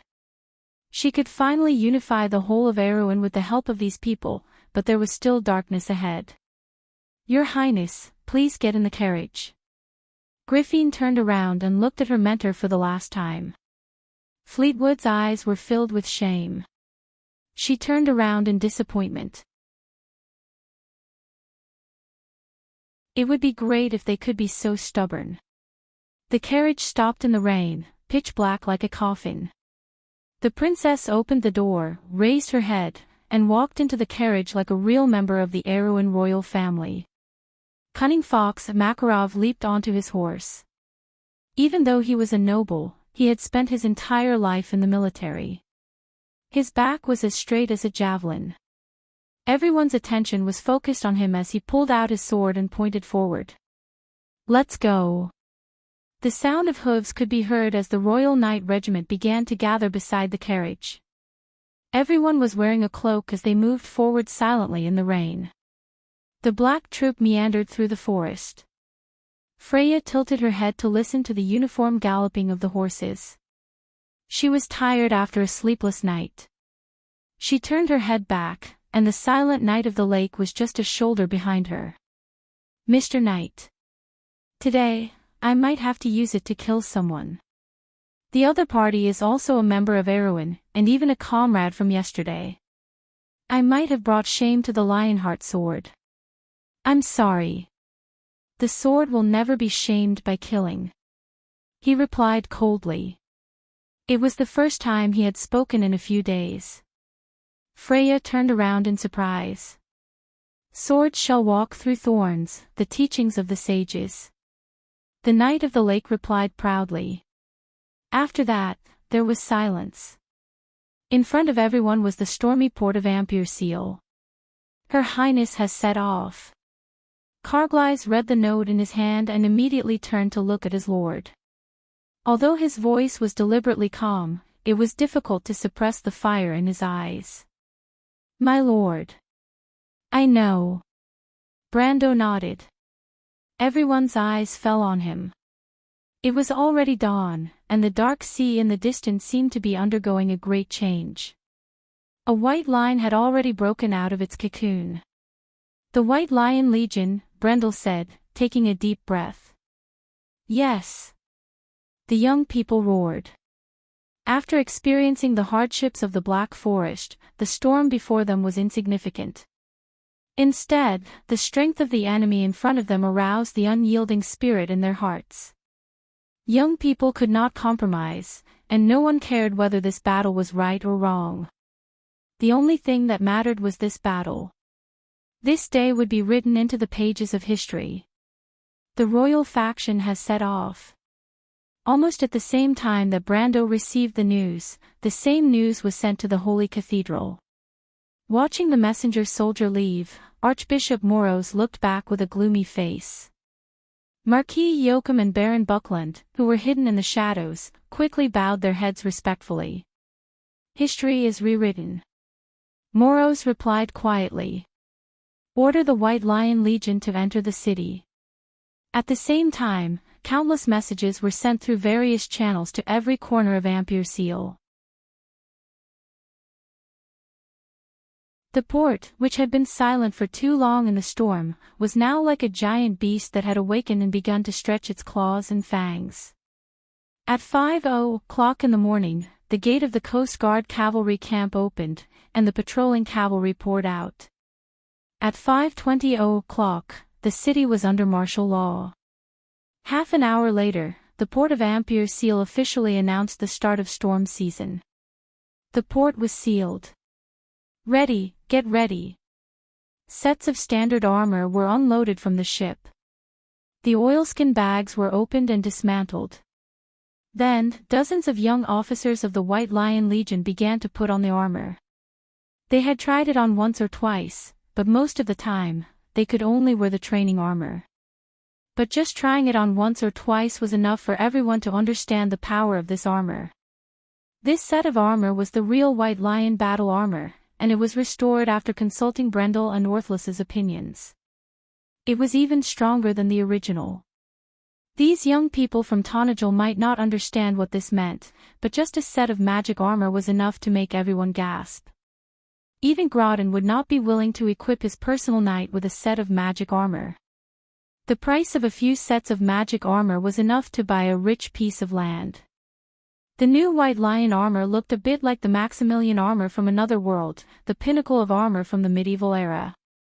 However, there was no leg armor, and the armor skirt was distributed in sheets. The helmet was still the traditional full-face helmet of the Wind Elves. The most distinctive feature was the White Lion armor on the right shoulder. This design had long been removed from Erewhon's White Lion armor, but in Brando's hands, it returned to the land of Wonde. The inspiration for this armor came from Brando. Only the unique soul in his body could create an aesthetic that transcended the world and even the era. It was an aesthetic that came from another world. But it had to be said that art was universal. The new White Lion armor had a kind of beauty that moved people's hearts. When it was put together, it was full of tension that took one's breath away. Such a straightforward expression was very rare in this era of Erewhon. Craftsmen were also artists. Brando's designs even made master craftsmen and Orthless shine with splendor. In the end, they could only attribute this seemingly innate talent to the word freak. Soon, the White Lion Legion was ready. All the young officers gathered and stood neatly in front of Brando, waiting for the inspection. At this moment, not only did Brando hold his breath, even the Shire could not help but be stunned. The priestess from Tonajol, Maria, and Amandina looked at each other. Heavens, isn't this the legendary White Lion Legion? It's exactly the same as the records. The Shire shook his head in amazement. He was also present when the armor was designed, but he did not expect to see such an effect after wearing it. Even though I've never seen the White Lion Legion before, I really wish I was born in King Eric's era. The Nightsong Tiger could not help but nod in admiration. The White Lion Legion had been reborn. Only Brando and Orthless knew that this was the real White Lion Legion. The elites that Erwin had eliminated from history had now returned, as if they were carrying the will of the late king to save this fallen kingdom.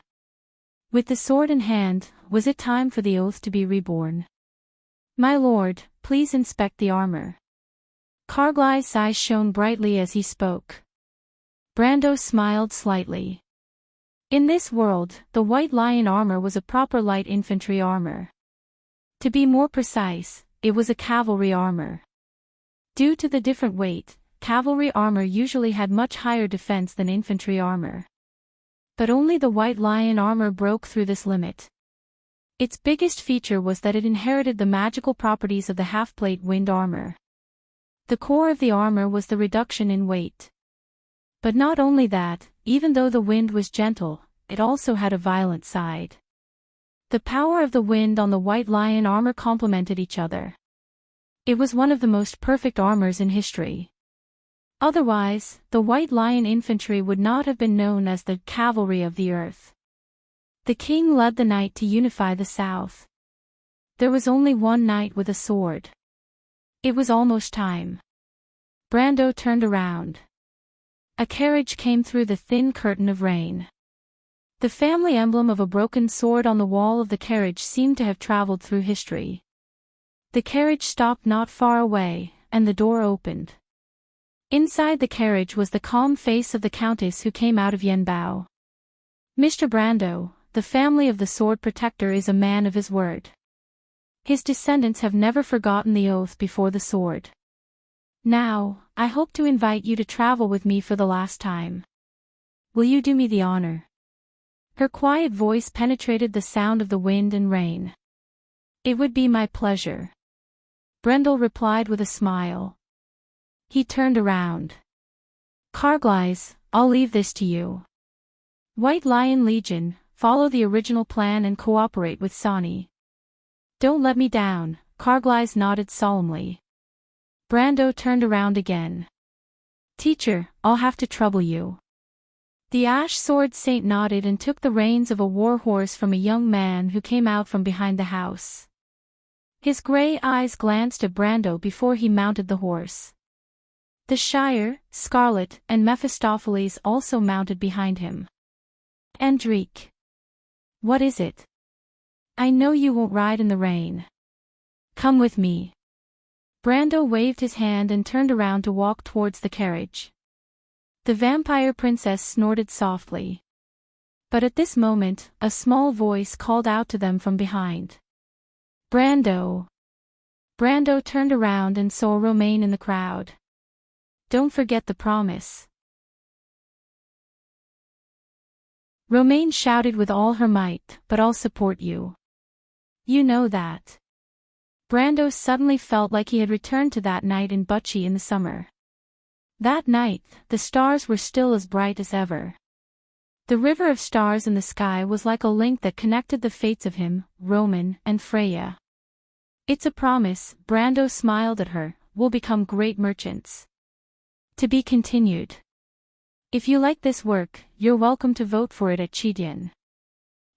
Your support is my greatest motivation.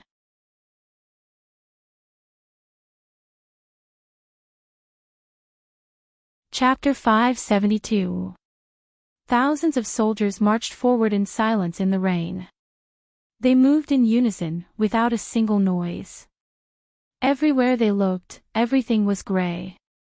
Their armor, helmet tassels, and cloaks complemented each other. Who are they? The veterans on the tower looked down at the fortress in awe. They looked at each other in dismay. This army was obviously a strong one, and the most difficult opponent to deal with on the battlefield. But Aween still had such a strong army. Did they come from Fort Korkaz? Or did they come from the snowy battlefield on the northern plateau? Until a flag pierced through the darkness. On the flag, the emblem of a single-horned white lion had been there for hundreds of years. It carried the most glorious history of this ancient kingdom, shining brightly. "I'm afraid they are not ordinary people," the captain beside him muttered to himself. He turned around and said, "It's the White Lion Legion. The White Lion Legion has arrived. Open the gate. Open the gate. Open the gate." The sentinel's command was transmitted from the towering city wall, intermittently passing through the curtain of rain. The huge wooden door pushed open the muddy water and slowly opened with the low and heavy creaking of the capstan. The marching troops stopped. Owen looked up and stared at the gray walls of the ancient fortress. This was the center of the southern part of the kingdom that they had been guarding. This city was built by the late King Eric. Its glory was written on its walls. From now on, Erewhon was no longer under the control of the Cruz people. This wall had been weathered and baptized by the flames of war, but it had never fallen into the hands of the enemy. This time, it was going to cleanse itself. White Lion Legion, enter the city. Before daybreak, Madeline dragged the newcomer to the quay. It was dark outside the port, but the waves were so huge that the sea seemed to be overturned. The storm swept across the entire outer sea. Beyond the chain, the sea was boiling, and a line of white broken waves was clearly visible under the headland lighthouse. He had never seen such violent weather in the past 10 years. "Damn it, the waves are so big," Madeline praised in the wind and rain. He had been a port guard for 12 years and could be considered experienced and knowledgeable, but he had never seen such a spectacular scene. "I have never seen such a storm since I was young. The old witch in Sea Breeze Cape said that the dark dragon has been resurrected. What we see now is an omen," the new recruit said with a pale face as he watched a small sailboat being dragged into the open sea from the anchorage. In the blink of an eye, it disappeared into the huge whirlpool. He couldn't help but tremble as he spoke. "Cut the crap. I can't drown you." Madeline kicked him. "Let's get to work. Stop procrastinating." He looked up and could not help but shake his head. "But this year is indeed unusual." "Ah." "What now?" "Captain, there seems to be something in the sea." "Are you seeing things?" "They're probably sailors who fell overboard. May Martha bless them and pray for their own good fortune." Madeline shook his head. Falling into the water at this time of the year, it would be a miracle to survive. Madeline did not know where this unlucky person came from. Perhaps it was someone from the previous boat. "No, no, it's a shark. There are a lot of sharks in the sea." The new recruit suddenly screamed as if he had seen a ghost. "Sharks." Madeline was stunned and could not help but turn his head. On the surface of the sea, there was a white wave with an erect fin that looked like a flag. Then, a second wave, a third wave, dozens of white waves passed through the huge waves, forming a huge assault arrowhead that pointed straight at the dock. Then, a second and a third arrowhead appeared. Almost in the blink of an eye, the entire port of Ampere Seal was facing the attack at the same time. On the surface of the sea, hundreds of thousands of waves were accelerating, like a huge pack of wolves rushing over. Madeline's face suddenly changed. "That's not a shark. It's an enemy attack." He only felt his legs go weak. He staggered and turned around, wanting to rush to the alarm bell on the dock. But just as he turned around, he hit a solid wall with a bang. The old port guard only felt his vision go black. He could not help but look up in fear. What he saw was a humanoid, snake-shaped monster with a cold, angular face that resembled a lizard's. Naga. Madeline's eyes were filled with disbelief as he slowly fell to the ground. Sonny retracted his hand and looked coldly at the two guards who had fainted on the ground. He had seen the weakness of humans before. But such a weak race also had impressive strong people. He turned around and looked at the sea. It was like a magnificent picture with a violent storm as the background, and under this picture, countless Nagas were landing. In the blink of an eye, the dock and the trestle bridge had been declared the change of hands. Ampere Seal's 7 docks, 1 backup dock, and 2 military docks, were attacked at the same time. The port guards were unable to resist and were defeated in an instant. Dock number 3 has fallen. Dock number 4 has fallen. Sir, they are setting fire to the ships. How is this possible? Kinoan was almost screaming at his subordinates. In fact, he did not need to report to know the situation at the port. Outside the window, there was a storm, but in the direction of the dock, there was a blazing fire. Are you all useless? Come on, tell me, who is attacking us? Sir, it's the Nagas. Grey fin Nagas. Nagas. The deputy director of the port almost threw the ink bottle on the desk. You can't even defeat a group of bandits. No, sir. But there are too many of them. The adjutant quickly explained. Too many. 100. 1,000. Kinoan was furious. Although the Grey Fin Nagas often attacked merchant ships on the sea route, they almost never attacked the port. His first reaction was that his subordinates were trying to shirk the responsibility. This was the most common thing they did. No, sir, 1,000. Tens of thousands. The adjutant could not believe it, but he forced himself to answer. But this time, Kinoan didn't get angry because everyone heard a cry of surprise. Oh my God! Everyone turned their heads. Amidst the raging sea waves, a huge shadow suddenly appeared. The monster was so huge that it was like a floating mountain that suddenly appeared in everyone's field of vision. Sea. Demon whale. Kinoan slumped in his seat. His mind was in a mess, but there was only one thought in his mind. He could not be the director of the port anymore. I don't want it anymore. What the hell is going on? The port is under attack. Requesting backup. The commander of the patrolling cavalry regiment, Sir Zenopa Lee, took the order and looked at the messenger suspiciously. He pondered for a moment and raised his head. The sky in the direction of the port was half red. Even an idiot would know what was going on. Sir. He shook his head. His gaze became deep, as if his mind was trying to penetrate the heavy rain. The surrounding cavalry turned around and waited for their commander's orders. We have a more important mission, Sir Zenopa replied. But what about the port? Let Kinoan take care of it himself. Are the people of Ampere Seal feeding them a bunch of good-for-nothings? If he can't handle it, let him complain to the parliament himself. Zenopa snorted and added, the Grey Fin Nagas are taking advantage of the situation. They will get what they deserve in the future. However, before he could finish his sentence, another messenger stumbled into everyone's field of vision from afar. Before he arrived, his voice was heard. Sir, it's not good. The Nagas have begun to attack the city. What? Zenopa's face changed. That's impossible. Are those bandits crazy? This is no longer a robbery.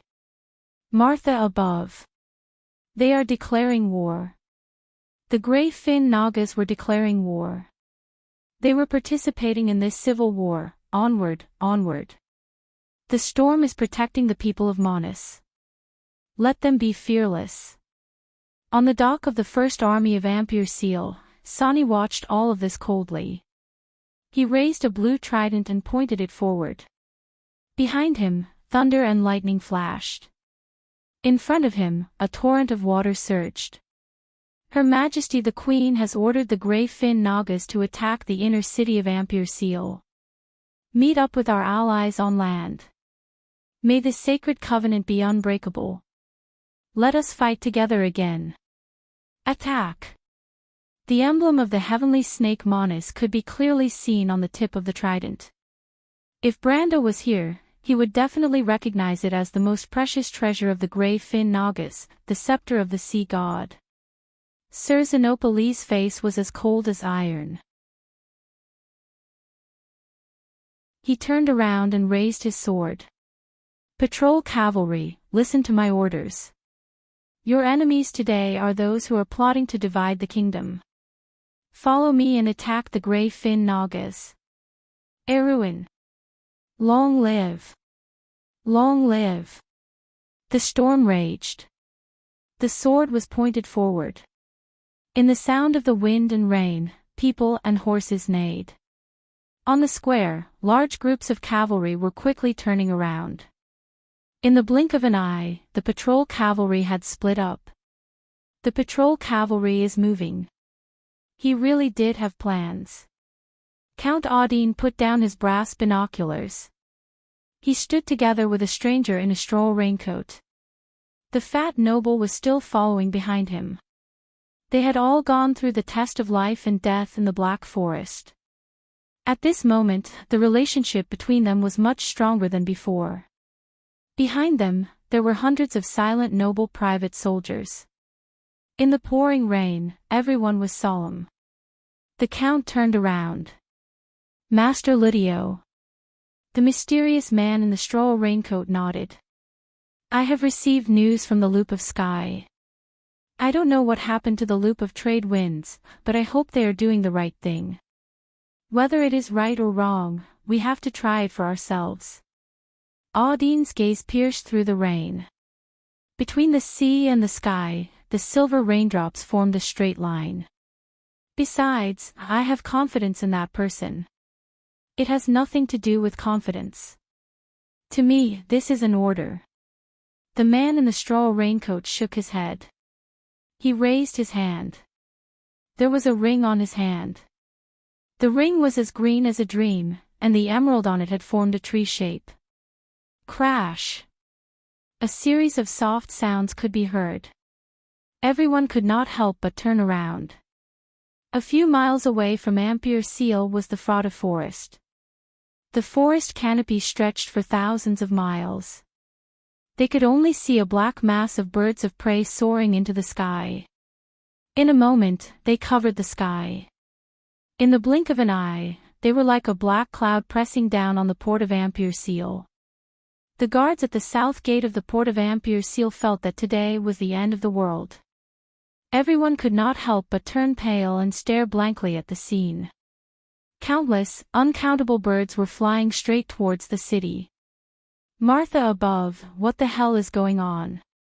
And from a bird's eye view, the ancient port seemed to be caught in a terrible torrent. The torrent was raging. Above the clouds, a huge black shadow disappeared in a flash. A pair of golden eyes blinked and could not help but exclaim in admiration. How interesting, little guy. P.S. Come, let us burn to ashes together. To be continued. If you like this work, you are welcome to come to Chidian. Calm to vote for me. Your support is my biggest motivation. You're tuning into the LoveLore Library YouTube channel. We're so grateful for your support, and don't forget to subscribe to join us on this incredible journey through captivating stories. Your generosity through donations truly makes a world of difference, as it's the primary source of revenue that allows me to expand and enhance this channel for you. Thank you from the bottom of my heart for being a part of this adventure.